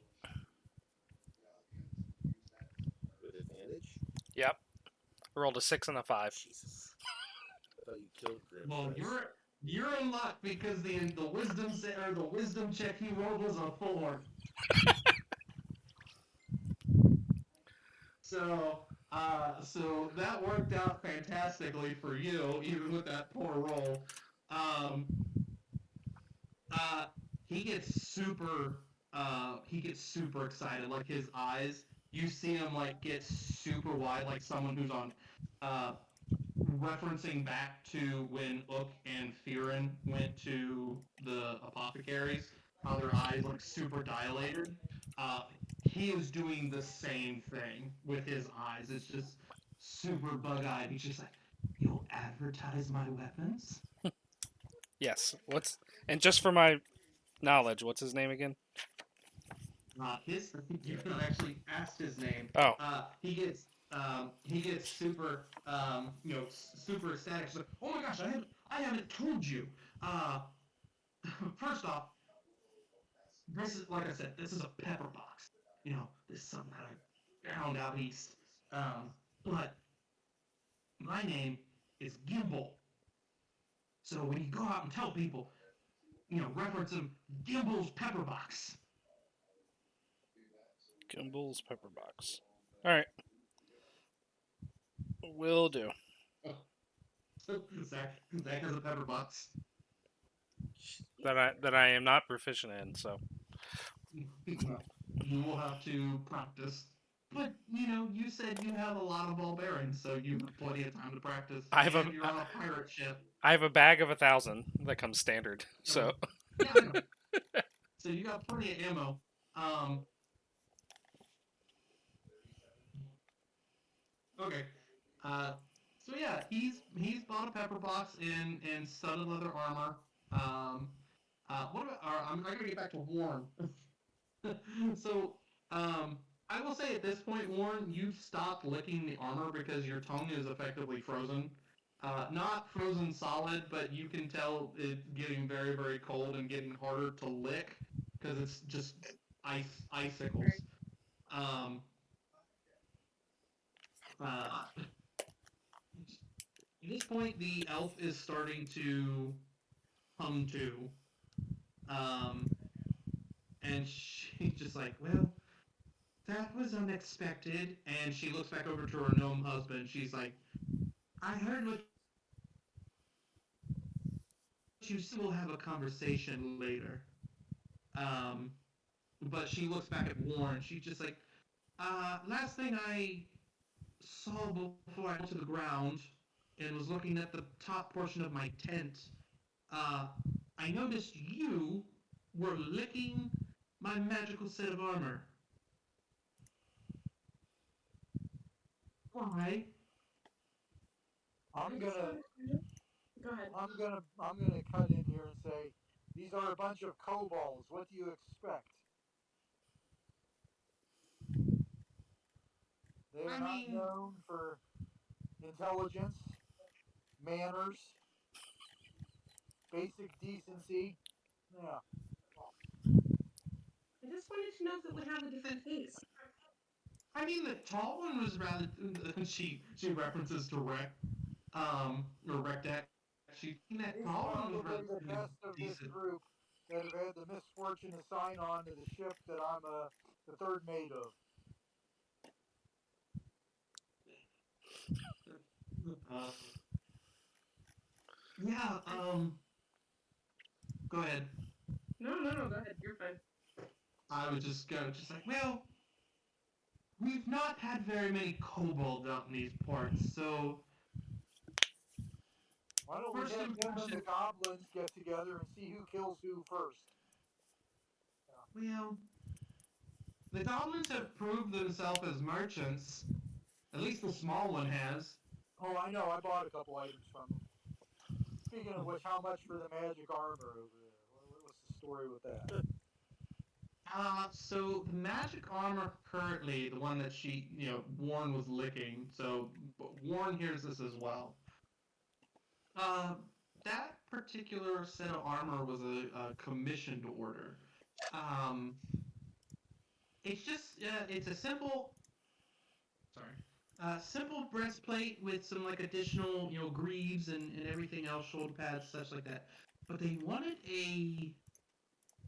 cold resistance on it. Well, Or the icicles in my crewmate's mouth. Yeah. Yeah. But yeah, no, they wanted or sorry, no, it would be heat resistance to basically keep them cold. Right. And that reversed. Yeah, no, it was a heat resistance thing. It just effectively keeps the wearer cold when they're in like warmer climates. Um, but no, this was a commission piece. Um, are you looking for something in particular? Not really. I'm perfectly happy with the chainmail I've got for now. But I am a knight, so I'm always potentially on the lookout for new armor. So Um, Now I'm trying to remember your character's backstory, Eugene. You said that yours is so for your subclass. Are you or your background? Are you a knight? purple dragon knight. So yes, Cavalier. All right. So you're a purple dragon knight. She does happen to notice your armor. Obviously it's been more fitted for seafarer use, but it's more intricate. It's definitely been tailored to you to be both efficient and effective. Um, but it's very just simply made. It's very simple armor. It's just been something that's been made in a leather and smithy. He's like, you seem to. It looks like you take really good care of your armor. Oil it and polish it and make sure it's in. It looks like you well maintain it. absolutely. As I said, I'm a knight. I have to maintain my arms and armor. That's part of my calling, so to speak. Something I've noticed with your armor is that though it's well maintained, it's lacking any kind of magical, uh, like any kind of magical buff or like buffer for um, and you happen to actually, I'll say that you happen to notice that her eyes are kind of gleaming a little bit. So she's using like an arcane eye to effectively look over the armor and see if there's been like any enchantments or anything on this. Um, and she's like, for someone who takes such good care of his armor, there's not really much for any kind of magical protection. Is that something you chose to not pursue, or are you looking for any kind of just He had mild? some magical armor, and we'll just say I lost it. Mm. Well, if you're not opposed to it, um, obviously I don't have any magical sets of armor except for the heat resistant one here, but I can do basic enchantments on your armor to like kind of give you a little bit more of a like a defensive, like an increase in your defensive capabilities. And yeah, above game, she's basically just she could turn your armor into a +1 set of armor. How So it'd much be like would in character, and how much would that cost me? about we don't charge a lot for like just simple enchantments like that. So I'd say about it'd take me about an hour to do. So I'd say probably about 75 gold Done. pieces. Done. Okay. So you have to obviously take your chainmail off and she, starts doing all the instruments over the course of an hour. Um, and starts putting enchantments in like the bigger pieces of the chainmail and whatnot. And it's now a +1 set of chainmail, so you can add that to you as well. Okay. Um, Out of character, could the weapon guys do anything like that, or they were just more merchants? The goblins. the goblins were just merchants. That's Yeah. all they. That's all they were. They That's what have I thought. no. Right. Yeah. Yeah. No. And she is just an armor, so she would probably not be able to do that to a weapon. No. She's an She's more armor. just strictly. Yeah. Just strictly Armor. armor. Right. Yeah. Just thought I would make sure. Yeah. Yeah. I, Go I would ahead, like to Warren. get the armor my size for war, if I could. You said you're 2 foot. Um, this particular set of armor is not your size. It could be refitted, but you would have to pay more than what the commissioned amount was. Um, so if you wanted to buy this particular set of armor, you would basically have to, you know, not double it, but you'd have to give probably about 1.5 times the amount that the person who bought it um, paid for to have it commissioned, so that she can make another set of armor and rush order it the person who did this, or who purchased the original.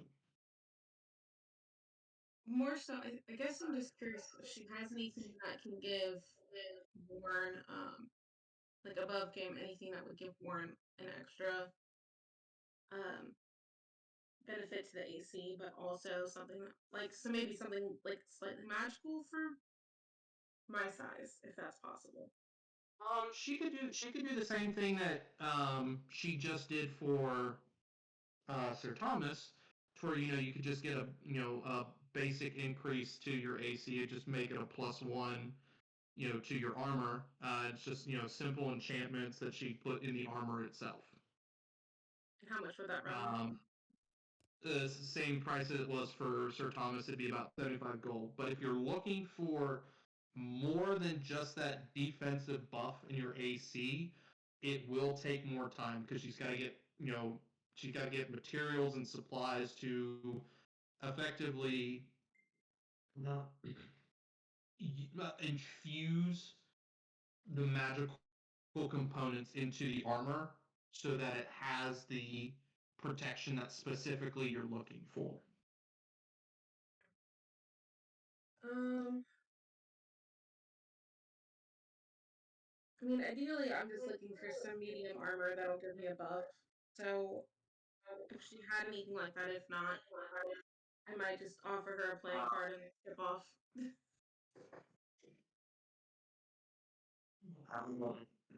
Are you currently wearing that or medium armor, or are you looking for medium armor? Kind of looking. I can't do anything heavier than that. I'm only proficient in light and medium. Um, She does have up to medium armor. She's got anything from light to medium. She doesn't have anything heavy. That's commissioned work. So like plate mail and stuff, that's all commissioned work. yeah, I do not have any armor. Just checked. Okay. You can buy whatever medium type of armor that you're looking for specifically. Um, and if you're looking for that enchantment as well, she can do that. But the enchantment is 75. Um, I'm just I don't have the actual chart in front of me, so it's really just um, I know that I think the small studded leather that Zach just bought, that was 75 a piece.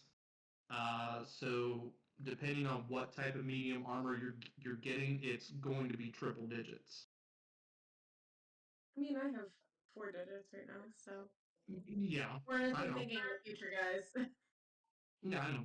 um, okay, so what I'm officially gonna request of her in Warren speak, because Warren has an intelligence.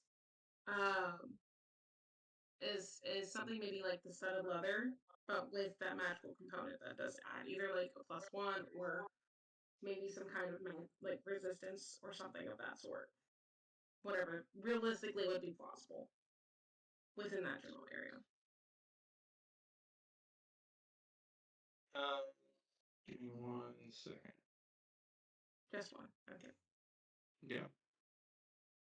Fucking got him. Adam. Yeah, she I don't remember what the highest set of medium armor is, but she has up to that. If that's something that you're looking to buy, and then as well as the +1 armor. So whatever you'd want to purchase. What is the highest set of medium armor? Is it scale mail, or is that heavy? I think Scales medium. Scaled medium? Okay. I think that's the highest. I think half plate might be medium, but I'm not completely sure. Okay. We'll say in this instance, if it is that half plate is medium armor, she would have that on hand. But for right now, just because I don't know Half off the top of half my head. half plate is Um, medium. Okay, so half plate is medium. Okay, so she has up to half plate armor if that's what you're looking for. And you could get, uh, you could get it with the enchantment as well. Okay, I'd like to do that then. And just tell Okay. me how much I need to take out, and we'll. Okay. So I will say for just, uh, I'll say that.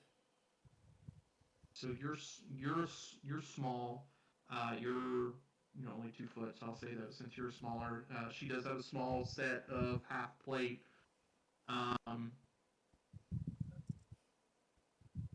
I'll say that it's the armor itself, so that it's just an even number. Um, the small plate of armor is about 125 gold pieces, and then the 75 put the enchantment on, it'd be an even 200. Okay.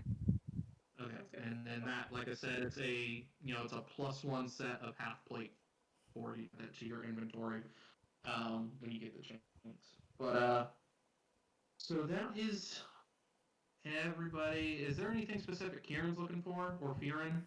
Otherwise, we're gonna wrap this shopping episode up. Right, No, Dick. I'm not gonna do what. Mine is nothing of any value. I was just gonna try to teach him how to properly do stuff that does not pertain to a storyline at all. Um, a very quick thing. So you guys are, I'll say you guys are done in here because you got, I've been made aware it's been a 2-hour shopping episode so far. And we also need to get the spine splitter on the ship here in a minute. I will say, Fearing, you are no longer tied up. You are free range. You just were basically held to, keep yourself to behave. You do happen to notice one of the dwarves on the other side of the creek. The one specifically, the alchemist. He's trying to motion you over because he was a little he was a little hurt that the only thing that was bought of all the stuff that he had was just poison. So he's trying to get somebody's attention so he can give you something specific, like just a simple. He's trying to give you a simple potion that he's made. Um, it's very, very experimental. I'll walk I'll over say there. that. Oh, so you walk over there as well? Yeah. So he gets your attention. He also gets Fearon's attention. Oh, sorry, I didn't hear they got Fearns. Go ahead. Okay. Well, you both can go over there real quick. This isn't going to be. It's not going to cost you any money. He's basically just giving you guys some. He's trying to give you some free samples. Oh, cool. Because obviously he wants you to. He's a little hurt that the only person that's getting his name put out there is Gimbals. Like, I want free advertising. You hear it across the creek. I want free advertising. And he's like, come on over, guys. I got stuff for you. Um, do you go over there, Fearon, at all?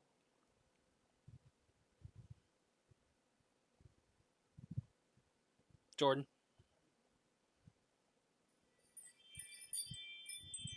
Jordan. I'll be I don't know if thinking you on can. that. I'll be right back, but I'll walk over with them. The dwarf alchemist was trying to get your attention to get you to come over to. He's got a couple potions in hand that he's trying to get you to come over. He had heard that Gimbal was getting free advertisement, and he's trying to get you over there to basically do the same. But he's willing to take a loss to get free advertising. Well, I'm intrigued. I'll walk on it. Okay.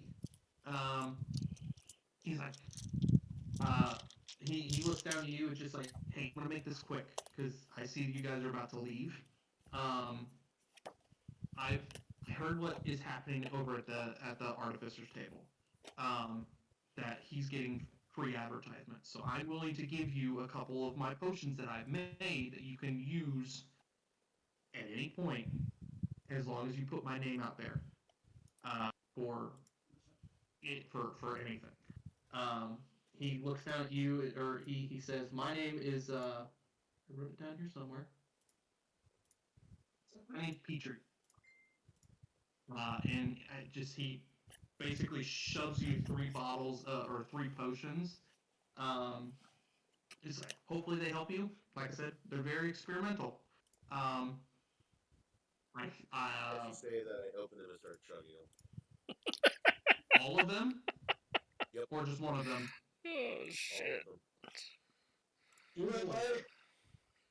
Okay, so like I said, I will say one of them is a okay.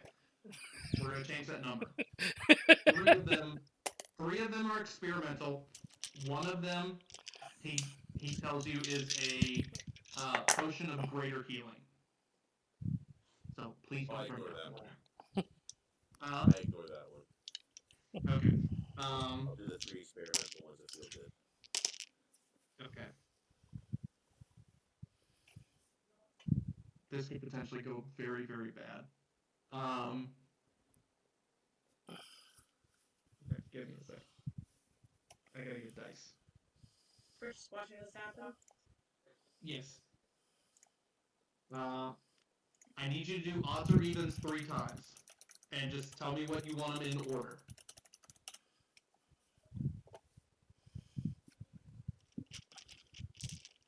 Even. Odds. Okay, so you got even, odd. All right, so I gotta try and match that for the potions to work. Even, odd, even. So the last 2 were opposites.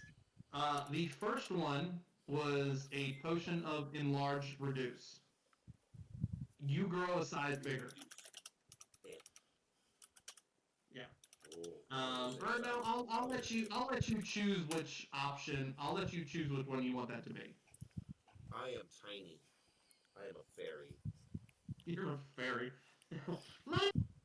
You can hold them in your hand. Let's go. The other one, the other 2. I'm so glad it's both. I'm so upset it's the last 2. It's gonna be funny. The other one was a potion of polymorph.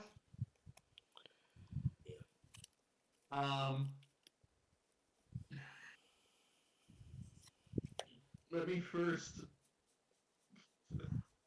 The other one was a potion of invisibility. So the opposite of is or so if you didn't get it, the opposite is what happens. So you're not invisible. You are extremely bright. It's almost like dawn is reflecting off of you. Yep, you're a very tiny. You're a very tiny creature. You know what? What animal do you want to be?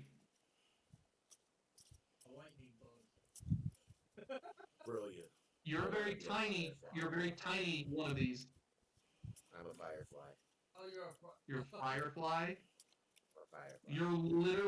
You're literally the size of a pixel because you're a tiny creature and you're a firefly. So you're almost infinitesimal. Now I'm invisible. Isn't that awesome?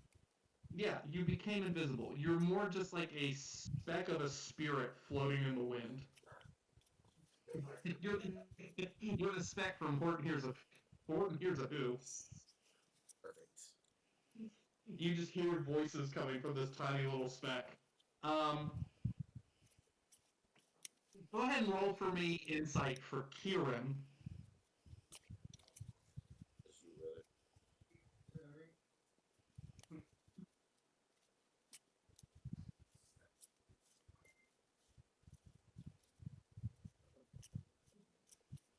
Okay. What you roll So with an insight that often eludes Kieran, he knows that what happened was a magical effect, and not that someone has atomized his brother. He can still hear you talking, though it's extremely high pitched. He can still hear you, but if he would have failed, he would have thought that dwarf had killed you. And that dwarf probably wouldn't be alive. I will say the downside of the polymorph spell. I let you pick the beast that you wanted to be. I don't know typically how long that potion lasts. 1 hour.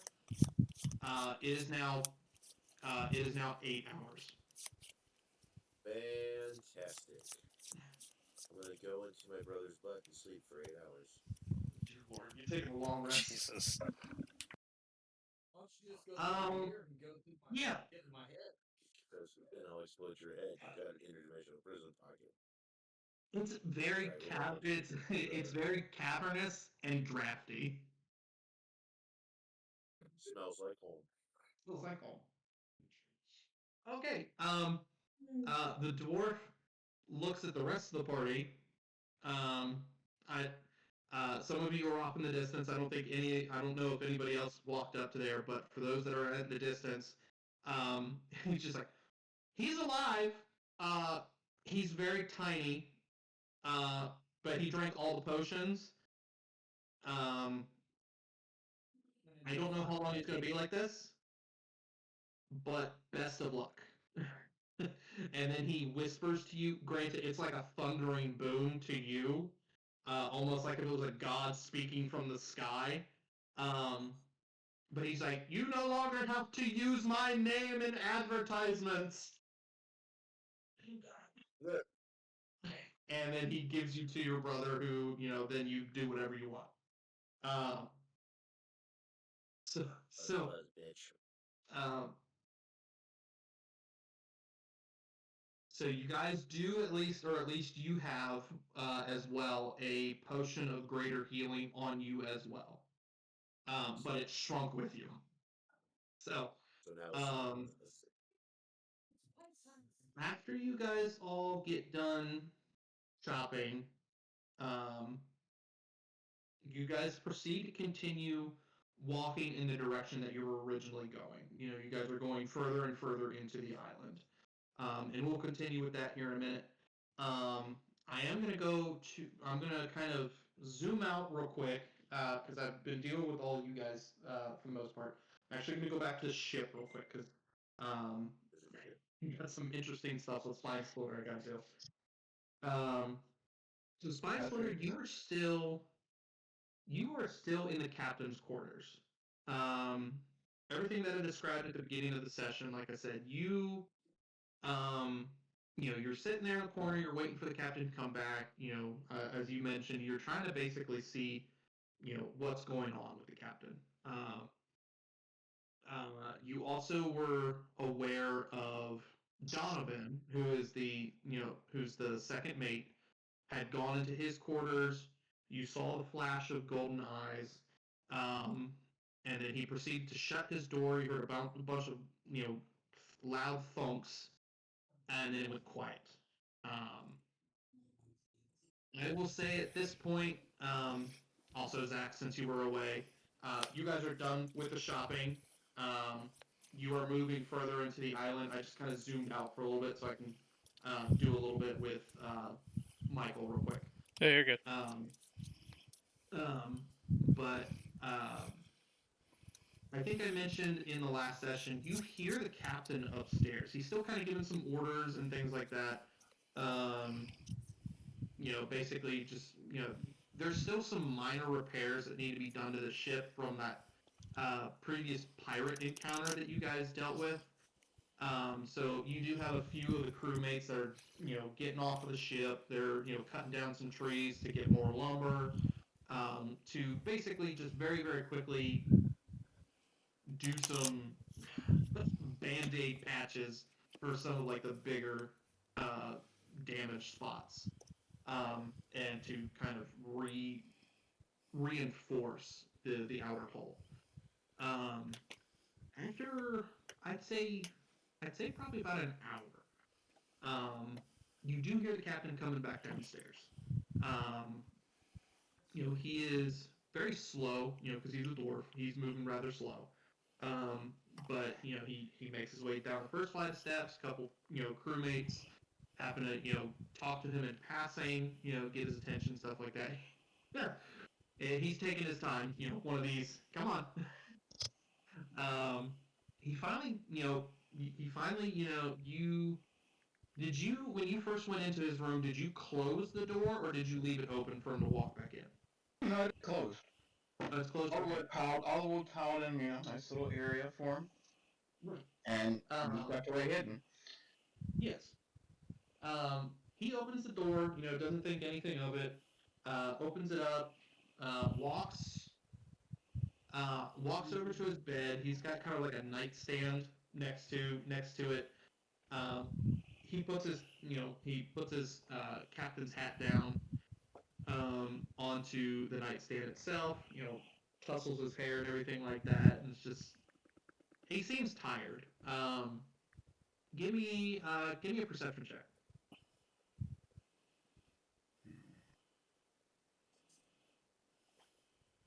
Perception. And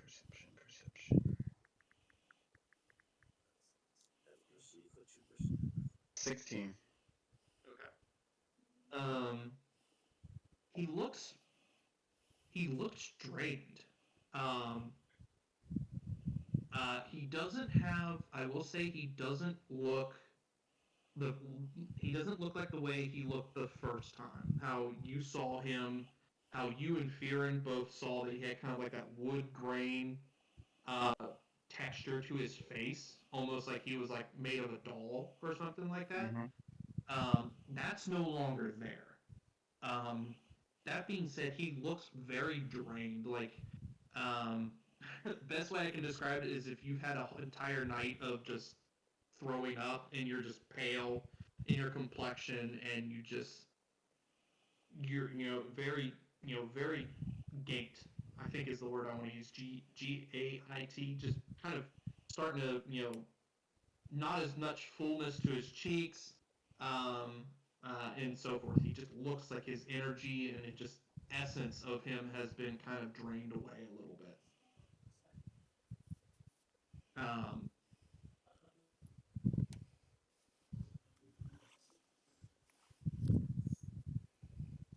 I sit and still watch. you still sit and still watch. It's not like I'm gonna do anything now. They're in the room, and I'm in the room. I know. I'm waiting to see his reaction to his extra wood he has now. His extra wood. Yeah. Fearing in the distance. Here's he gets a sense in his head. Someone's thinking about extra wood. Missing it. Dang it. He does. As I said, he looks very physically exhausted, very physically drained. He does pull something out of his nightstand. It's just a small little vial. It's got a couple herbs in it, and it's mostly like a liquid. But it looks like it's just it's been sitting. Best comparison, it's like cold brew tea, but it's like actual like medicinal herbs and whatnot. And, he pops the cork, starts drinking it, and so on and so forth. And he proceeds to kind of just start getting kind of drowsy. Um, he's let most of the crew that he was going to take a little bit of a rest. He wasn't feeling well, and he proceeds to lay down. He's not out of it per se, but he is slowly falling to sleep. The stuff that he took, um, it's like melatonin. It's just slowly putting him to sleep, just so he can kind of rejuvenate, get some some energy back that he doesn't know why he's so worn out.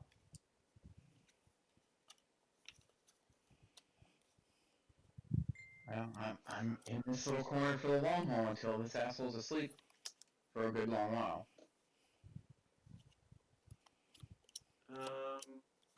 I might have a good perception, but that door is shut, and he's not asleep. I'm not stupid. That's why I didn't go over to Yellow Eyes' room either. I can sit here and watch all night, ask the bird at the top. Poor clock. Let me see. So it takes about 30 minutes for him to fully fall asleep. Even though it was starting to make him drowsy, he's tosses and turns a little bit. He's the captain. He's got stuff on his mind. But it takes about 30 minutes for him to actually fall asleep, and after 30 minutes, he's out. Um, he's got that deep guttural dwarf snore going on. Like if he had just drank NyQuil and just he was back in his homeland sleeping on a stone bed. So he actually has a non-squeaky, annoying, normal-sounding vibrato coming from his snore. That's what you're saying. He's rotund. His snore is coming from like his snoring is coming because there because he's fat. He's still a teenager in terms of or like a young adult in terms of dwarf age. But he's very much a bigger guy and he sleeps on his back. So his snore is deep and guttural.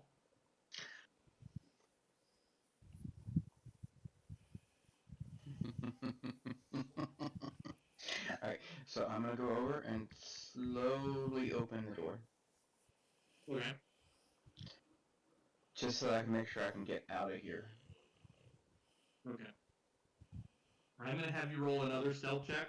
I know that you had a 30 to begin with to be in the room. I'm gonna have you roll another stealth check to get out of the room. Gosh, you have a plus 10 to stealth? Fuck's sake. I have a didn't realize dream, you- so hold on a second. Literally, this is why I roll dice. Only a 16. You might as well have rolled a 30 because I rolled to see if anybody perceived you and I got a nat 1. Hey, So you're still as stealthy as you were if you rolled a nat 20 plus 10. good. I got that door open. I slowly walk over to the bed where he's at. Okay. I get down to where I can whisper in his ear. And I say it multiple times, very slowly, not in a tone to wake him up. Your second mate's a demon.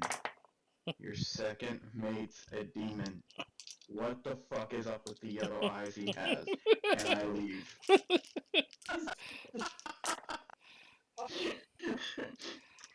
He doesn't wake up, but you hear him kind of like very very nonchalantly like sleep talk. My second mate's a demon. My second mate's a demon. Boy, if only somebody was a paladin with common sense. Oh, I know, right? I know, right? Don't worry, I'm doing this. I'm gonna multi-class in the paladin. It'll be all right. not allowed. And then I shut. Draconic. You would know Draconic what to paladin. do. I take and shut his door. Ever so quietly. Yep. And then I look over at the second mate's door. And I start grinning. I take one of my valves off. And I coat his whole door handle and door into the lock and everything with the paralytic poison. And then I go up to my crow's nest. Till tonight. Oh no. Oh no.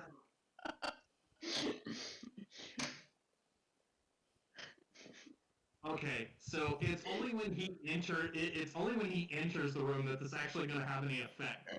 Yep. So he can still exit; he'll be perfectly fine. But the next time he goes to enter his room is when you're just Yep. you're a Yep. hopefully. I think if I put it in the notes correctly, he has to make a DC Constitution check or something. I don't remember. 13, I think, is what I put in it. Yeah. Yeah, but that's Caroline. Anyways, um, but yeah, no, that's totally fine. You get back up to you do what you need to do. You go back into um, okay. you go back into the crow's nest. Squawk is still up there. I will say, for flavor, he sees you this time, but he says nothing. He's getting more accustomed to you just showing up and being there and just being stealthy. But he's so afraid of his life with you that he's just learned to ignore your presence. Good. And then I just sit there and creepily look over the top, watching the forest, waiting. I will also say your years of experience in. So you said you were in a guild, right? You Well, and we're in a thieves guild, so you're in a thieves guild. Okay. that's You a know common you knowledge. you guys have both been in this thieves guild for a decent amount of time. Um, you you've been told to follow your gut in certain things. If you feel like you're in danger, you know make your best guess of what decision you need to make. You've also gained kind of an insight over the years of missed opportunities. Um, you weren't with the group, but you feel like you missed an opportunity. Um, and I'm going to say above game, the uh, the different types of poisons or that the dwarf brought out. And this is after everybody has left the camp. That yellowish colored one was like cyanide. The other one, the metallic one, was literally, it wasn't exactly poison. It was mercury. But Well, it it depends on how technically is a poison. Um, No, that's fine. but I, it was an I, observed poison. I don't per se kill anyone with my poisons. Yeah, I just allow them to be killed by others. yeah. And I'm just letting you know the clear yellowish one was cyanide. Oh, Yeah, oh, thank goodness Jordan didn't drink that one. I know. Fantastic. He only drank uh untested magical potions. Yes. All right. So we're gonna get back to just make sure is there anything else you're wanting to do, No, I'm good. Michael, while you're here? Yep. Okay, so you've done all I'm enjoying the commentary, listening. that. Thank you. Well, we're gonna get back to the group. I know that Jordan just stepped off to the side. Um, I don't know what the rest of your guys' plans are like.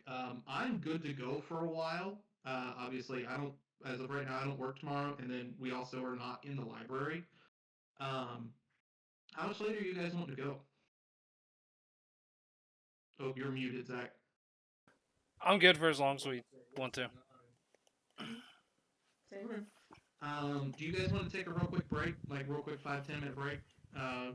Let you guys go to the bathroom, get drinks, anything like that you want to do, and then we'll reconvene here, like we'll say 8:30. We can do that. Okay. I can't Yeah. really go more than another 30 or 40 minutes. Okay. Um. Alright, then let's finish it. Let's get you guys, Okay. get them, everyone where they need Yeah, to. we'll be done by 9 then. I should have asked beforehand how late everybody was good for. Okay. So you guys happen to, you guys are the rest of the party. You guys are walking through the rest of the woods, and through the jungle, things like that. You're following the paths. Um, the further you're getting into this island, you are seeing more and more of less maintained roads. Or sorry, you're seeing less and less of maintained roads and more of old, uh, hewn stone, like pathways and such, as if it's like old ancient ruins. And you're now like towards like the you guys have been walking for a while. I'd say it's been a couple hours. You're now well past the center of the island and kind of getting more onto the back half of the island. Um, I'd say that the caravan was more like in the center, between the center and the beachhead. But you're now more on the back half of the island. You guys are kind of exploring. But you're seeing older ruins, and whatnot. Um, you also see, um, on these ruins, you're seeing kind of a more, um, aquatic,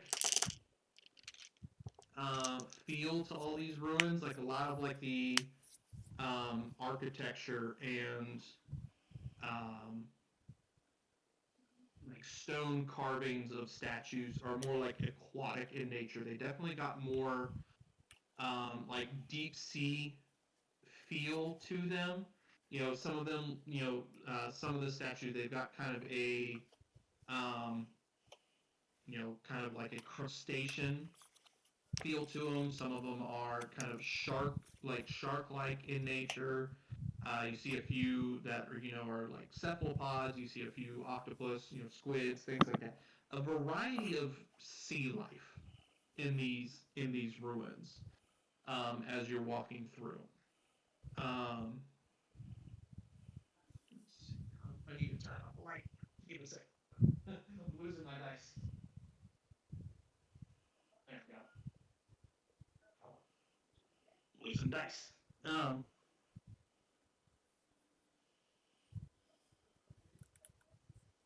Okay. Um, all of a sudden, you guys hear a noise in some of the brush near. You're not near the center of these ruins. You're very much on the outskirts. They look like like housing and stuff like that of like a people who once lived here. Um, but there's like a temple and temple further on, several hundred feet away. Um, but near one of these like old dilapidated, housing structures, you hear a noise near some of like the shrubbery and stuff of that, of something that very quickly shifted through the brush to effectively get in a better position to observe you, um, but you don't know which direction they came from, and you don't know where they ended up. You only heard the noise and the shrub move, but you didn't hear where they ended up. There was no additional noise to let you know where they stopped. But they're very close to you. I'd say easily within about 60 feet of you. Can I make a perception check to see if I can see or hear what it is? Yeah.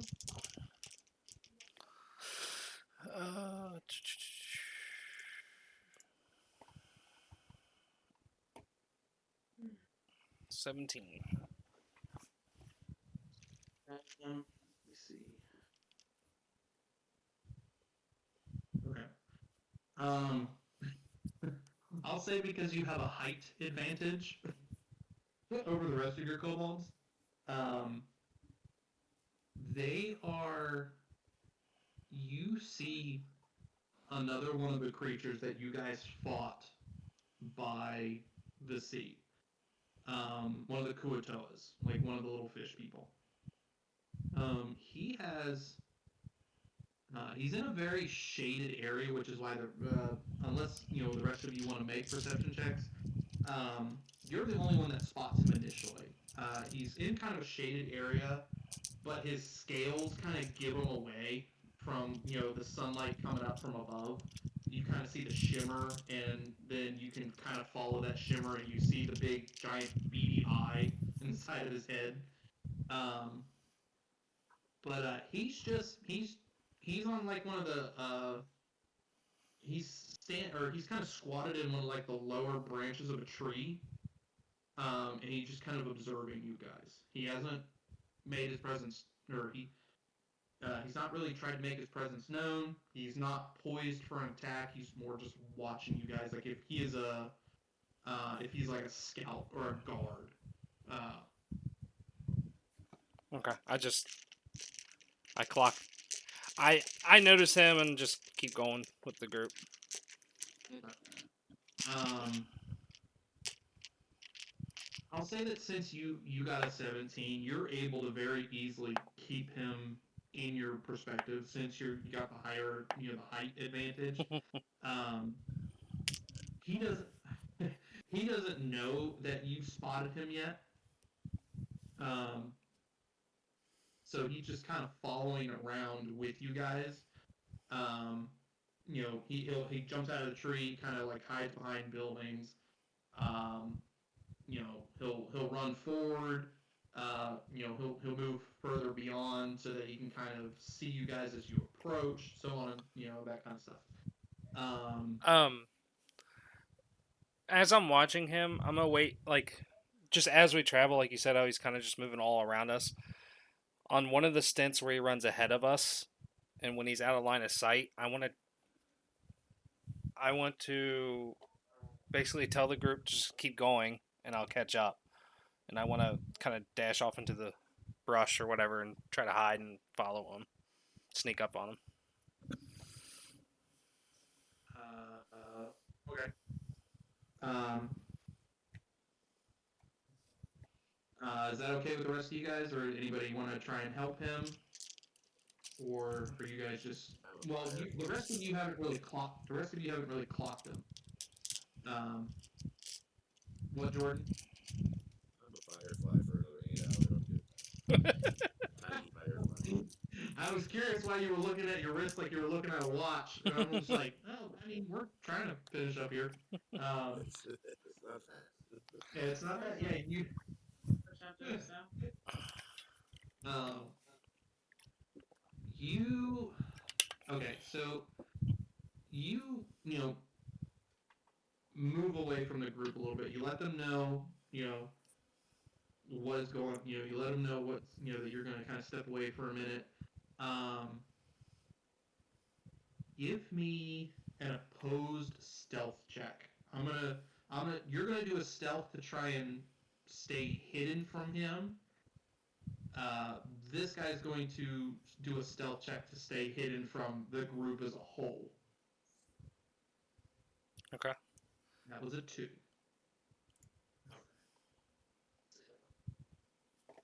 23. Yeah. So you sneak up behind him. You're essentially literally like front to back. You're standing within inches of him. You move so deftly uh, up to him, which was surprising for your tall, lanky body. But you looked because you're in a trench coat. To him, you looked like you were just a tree swaying in the breeze.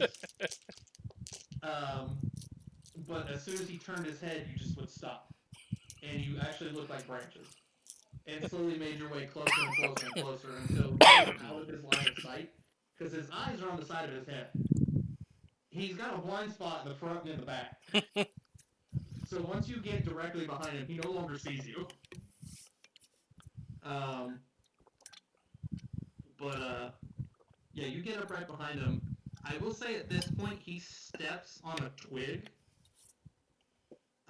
He was so careful prior to this, but he stepped on a twig. I will say that the rest of the group is probably about 20 feet ahead of you guys, but you do hear that snap of the twig. So you now know that something is near you.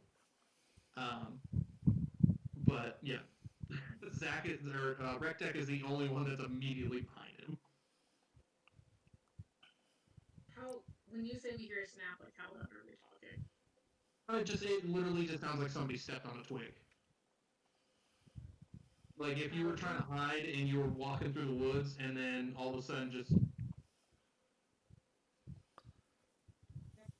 I'm gonna lean as close as I can to his head and just go, boo!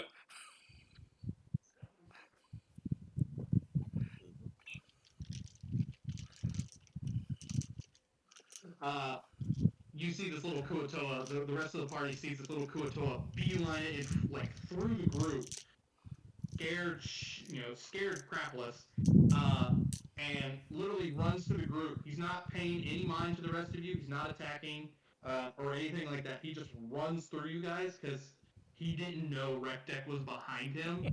He thought that it was an animal trying to eat him. So it was fight or flight, and he just left. Is there anything anybody wanting to do as this guy is running through the group? I throw a gold piece at him. Did you say you throw a gold piece at him?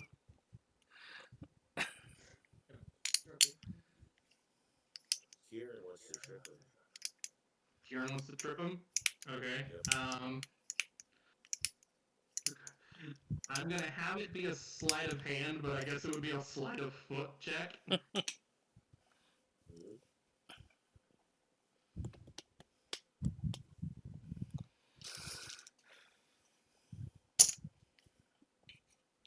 Oh goddamn! That's alright. I thought it was decent for this little fish man. I got a 13, but Kieran gets a 20. Yeah, yeah.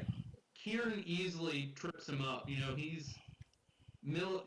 His time in the army, in that little, well, he was technically a punching bag for an army, but he picked up some stuff. He very deftly used a takedown technique that he had seen, or at least observed in the army, by a very, very quick application of his foot in between the legs of this little thing, and it face plants on the ground.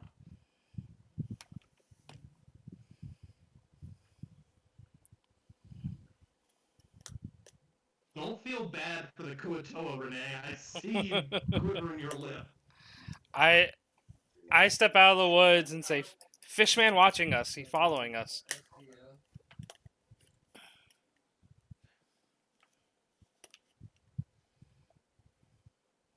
Fishman spy. Fishman's by. Lauren will stop in front of him and take her flail, not hit him, but land it in front of his head. Oh, so like you're holding it, but like the two metal things are like down on the ground? Yeah, in an attempt to intimidate him. Okay. Go ahead and roll me an intimidation. Okay. Who knows how this is gonna go? Oh no. Warren's not very scary, apparently. That's a nat 1 plus 4, so 5.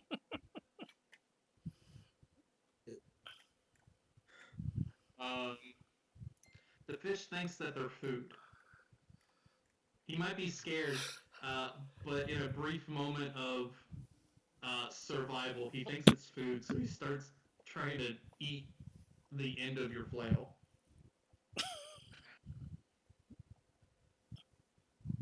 Not really perceiving that this was an attempt to scare the crap out of him again. How much do I perceive of that? What's my understanding of that?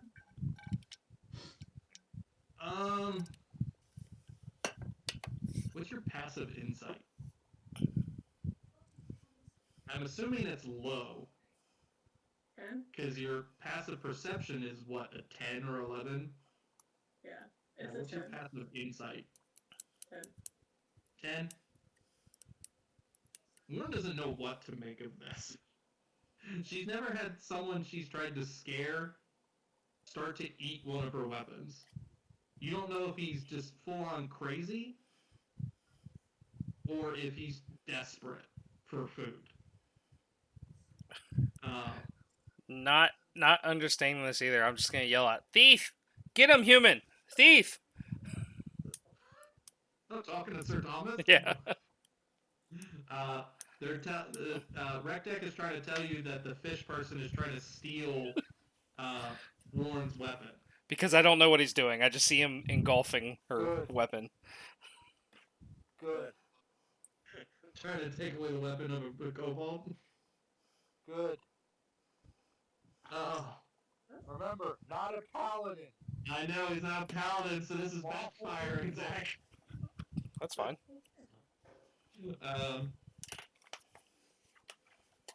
Except I guess a lawful bard would mean I'm not supposed to be in favor of theft. Never mind. Neutral good. Warren's just gonna, I don't know how to yell it because I'm right next to him. What you doing?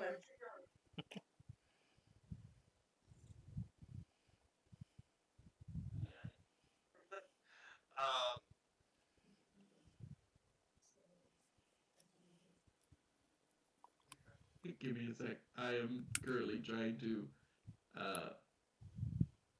bring you guys to another map. And it is being difficult.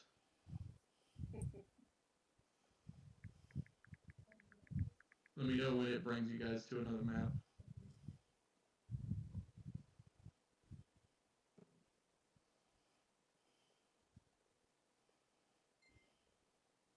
Yep, we're there. Okay. Alright. Okay. Yeah, so you guys are... We're going to say that this is still the outskirts. Or, like, you're getting further into the city, but you're, like, mid-class section of this ruined city. You're getting closer to the center. Warren asks the fish person what he's trying to do, to which he responds with still trying to eat your flail. Just fish. He just mouths fish, like how you see in like a in an aquarium or a fish tank. He just going like he doesn't understand what you're saying. I don't think he's gonna know you yet. I just look up at a lost cause for the rest of the group, which shouldn't be surprising. I'm gonna walk up to him like, "Why are you spying on us?"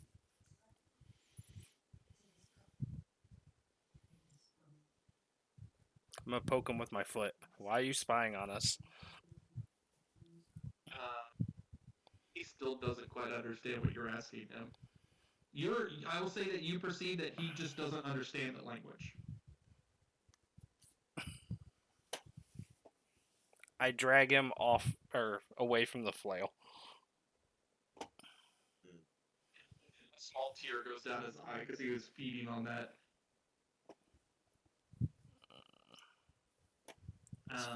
This fish Are you man's dumb. holding him in place, or are you just dragging him away? No, I just like pulled him a couple feet back away from it, so he's not actively eating it.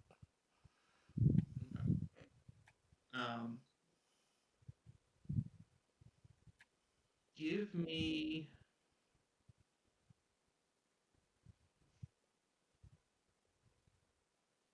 Okay. Give me a.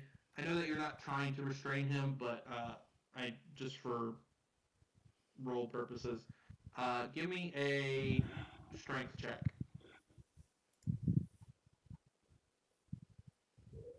6. 6. Okay. So you are. You're you're able to pull him away from the flail. Um, but he's a very small creature, and Rektek is 5 foot. So obviously, you're kind of bent over at like a weird 90-degree angle, Of almost. course. Uh, of course, yeah, you're bent kind of at a weird 90-degree angle in your midsection. Um, so you don't have the best grip. You're able to get him off the flail, but you don't have the best grip in terms of trying to hold him. So he does break free, and he starts to run back into the thicker part of the jungle. Does he Um, run past me? um, he more tries. So you're still facing him. He tries to make a beeline to the left. I will also kind of paint a little bit more of a picture of like where you guys are. You guys are, like I said, you're kind of getting more into like middle rich class portion of like this dilapidated city. Um, but there's several houses that are near you. Like I said, they're just ruins. There's nothing that's holding them really together. Most of the pillars are like on top of each other and just have fallen. But there are two pillars um, that he's trying to make a beeline to go in between them. So the direction that he's going, he's trying to go in between these pillars. I'm just gonna let him go. Just let him go. Yeah, Jordan can't really do anything. He's a firefly. Um, All eyes on me. yeah.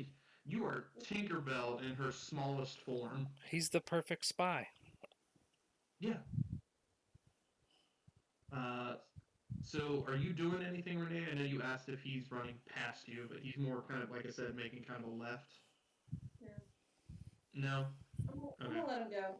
I'm gonna let Just him let him go? run. Okay. He's not worth my Um, hellish rebuke. oh. Immediate wild magic. Um, which someone told me that someone used magic the last time we got together twice. I think it was Jordan because you used an Eldritch Blast and you used something else, and I forgot to make you roll on the wild magic table for that because it's magic you've never used before. Yes. So I forgot about that. So Regardless, we're here. next time you use magic, not like potion or like potion wise, but like if you were to get scrolls, spell scrolls, or attempt to use magic, try and remind me so that I can have you roll on it next time. Am I allowed to take a short rest inside my brother's butt? Yeah, I get my back to my legs. I will say if you take, I will say even though it's not a full 8 hours, I will say that if you take the short rest there, the once you wake up, the magical effects of the potion are going to wear off. So it was 8 hours if you were awake. It was 8 hours if you were awake. They will wear off after a short rest. So he just Ant-Man's his way out of him. Yeah, That's exactly what. yeah. It's the reverse of the What If episode. Um, so he makes a run. He makes a run in between these two pillars, and he's gone. He's ran off into the distance, and he nimbly kind of gets into goes in between buildings to where you eventually lose sight of him. And he, like I said, it's fight or flight, but the flight has taken over, and he is just zooming out of there. Um, you guys keep making it through these ruins and stuff like that. And as I said when you first kind of got into it, it's kind of more sea life themed. It is getting more and more evident of that the further you're getting into it, and it's starting to look more like it is. Um, you're starting to see less and less of like sea life per se, and it's almost like you're starting to see more like humanoid forms of these of these statues, but they're still aquatic in nature. Like certain attributes of these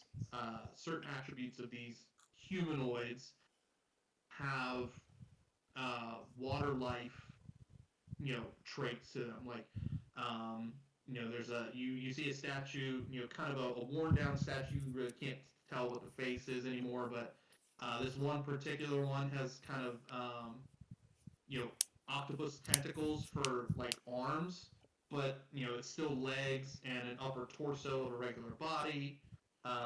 Another one is kind of it's a feminine, kind of a feminine torso, but the statue itself has kind of crumbled and split, and the top half of the head is of a crustacean of some kind. It looks kind of like a shrimp, um, but it looks like a shrimp head, and this one has like lobster claws for hands. Um, you see, um, you see one that's just like like Pearl from SpongeBob, and how she's designed, where it's just a big old whale's head.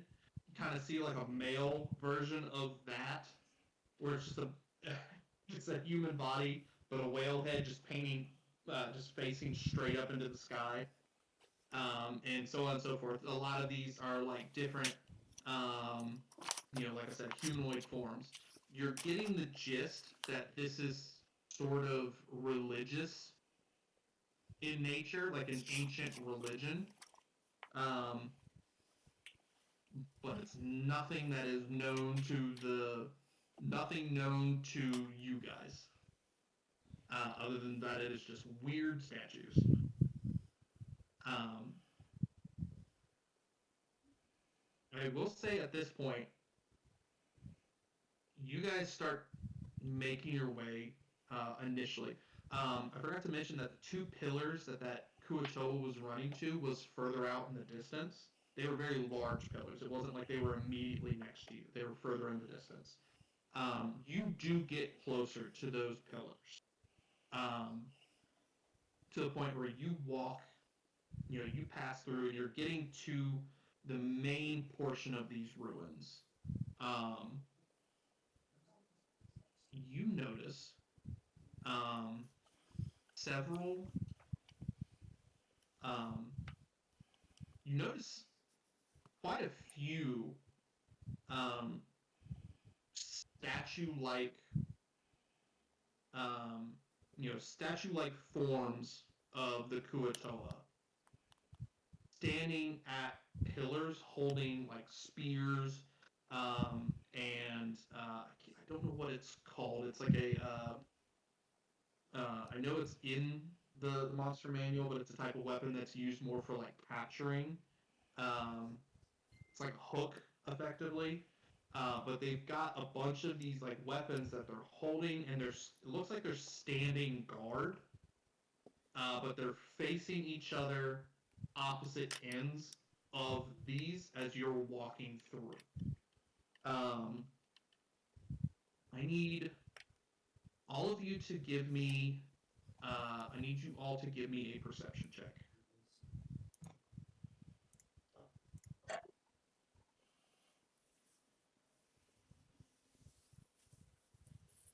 Dang, wreck deck. Dang, Fearon. The 19. Jeez, you guys are all seeing a bunch of crap. Fairy can see a lot between them cheeks. He's looking out. He's got that lower. He's got that lower end. Um,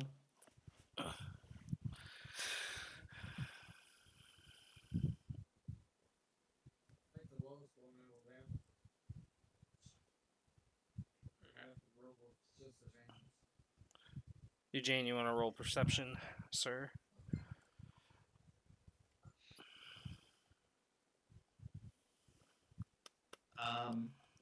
Jordan, did Kieran say that he rolled perception with disadvantage?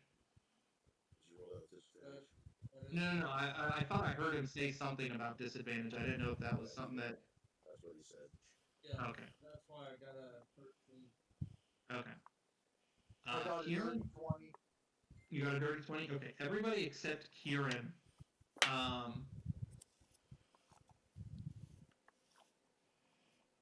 So these Kuatoa statues, they're not moving. Or sorry, it doesn't look initially like they're moving, but their eyes are closed, but you can see their chest moving, like they're breathing. And it looks like they're painted with clay to look like more like statues. Uh, but you notice that these Kuatoa are all alive, and they are standing guard, but they do look poised for if something were to happen.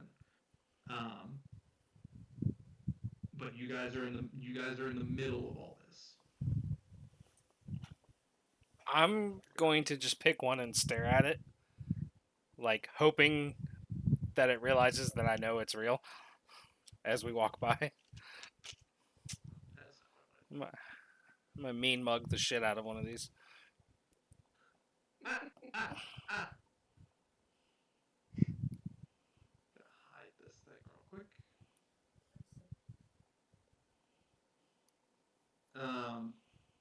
So Recdeck walks up to one of these. I'll say he goes a little bit further in. Kind of one of the. It looks kind of smaller. So you're looking down at it. I need to at least make these visible.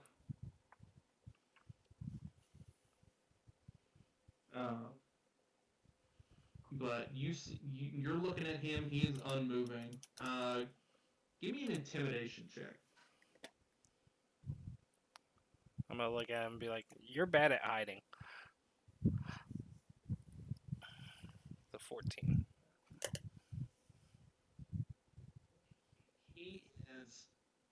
He does not move. I'm going to pull out the pepper box and just hold it straight up in the air while staring directly into his eyes, and I'm gonna pull the trigger. See if he jumps. Give me another intimidation check with advantage.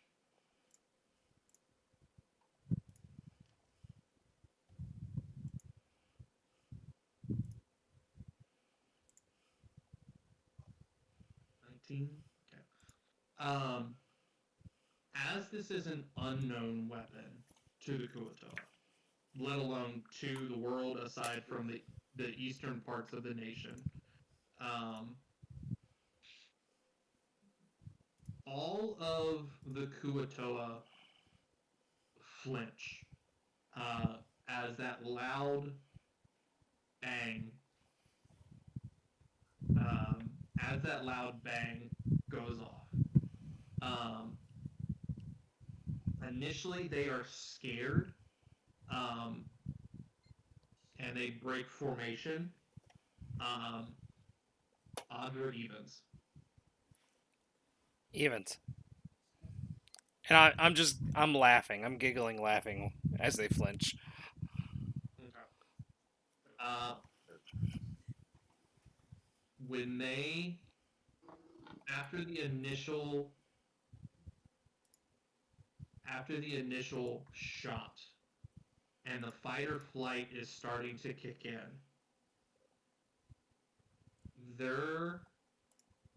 I will say that you have an insight that these guys are more guards than they are just a random group of fish tribesmen. They're there for a purpose. After that initial shot and they all flinch, they lower their weapons thinking that they are about to be attacked.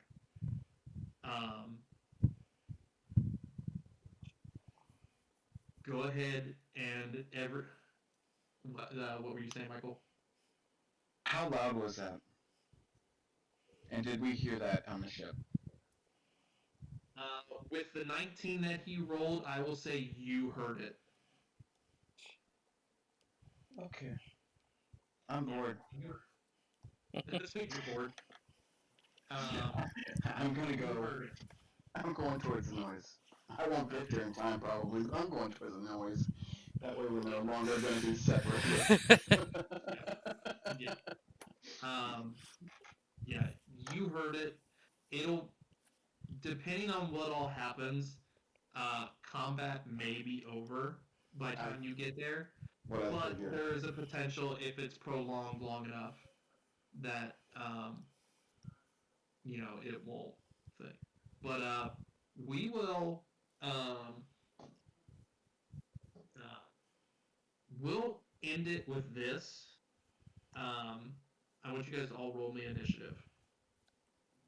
When they lower their weapons, I kind of want to back away from them and put the gun away. Just seeing that they all reacted that way. Yeah. Ah, shit. All right, and we will, once we get all this, damn, you guys all rolled really ridiculously high. Jesus That's Christ. Fuck's sake, you guys were all like. I think Sir Thomas was the only one that rolled the lowest. Right. That was a 15. That's weird. No, it was a 7 plus 8. Jesus. Yeah. Generally, you're up there in the list, is what I mean. Yeah, everyone was in the 20s except Sir Thomas. That's crazy. I still have to roll for my fish people. Nothing above a 5. Well, considering this is a fight I probably don't want to be in, I'm fine with low initiative. Okay. This is another fight started by my wonderful kobold crewmates. Yeah. I wish I They could got the share same. that. The fish people got the same initiative you did, Sir Thomas. All right. They literally got the same number. Here is saddened by Have me the go fact last. that we're fighting, but I can smell old lovers. Old lovers. All right, just so that I can keep track of it, I'll say that they got. I'll say I just so I put them at a 16 just so that they're above you since you said you'd go after them. Right. But just for that, they did roll a 15. But they're probably all going to be dead by the time it even gets to your turn. That would be fine yeah, by me. yeah. But yeah, no, we're gonna pick it back up next session with combat because obviously I'm not gonna start combat at 9 o'clock. Critical hit, they all die. Yeah, everyone dies. The campaign is done, you guys. Sorry. But yeah, no. So initiative's been rolled. Rec Deck tried to scare the shit out of them, and in turn, put them on guard, ready to attack. Spine Splitter heard this out in the distance. He's bored and just decides to fly in the direction of the bang to see what he might come across. But we will continue this next week. We are back to weekly. At the library? With the stream. Yeah, we'll be back at the library next week. Okay. Yeah, we'll be back at the library next week. But yeah, no, we're gonna end it here. Thank you guys all for watching. For whoever was watching the stream, thank you for joining us for the Oops All Kobolds campaign, and you all have a good night. Bye.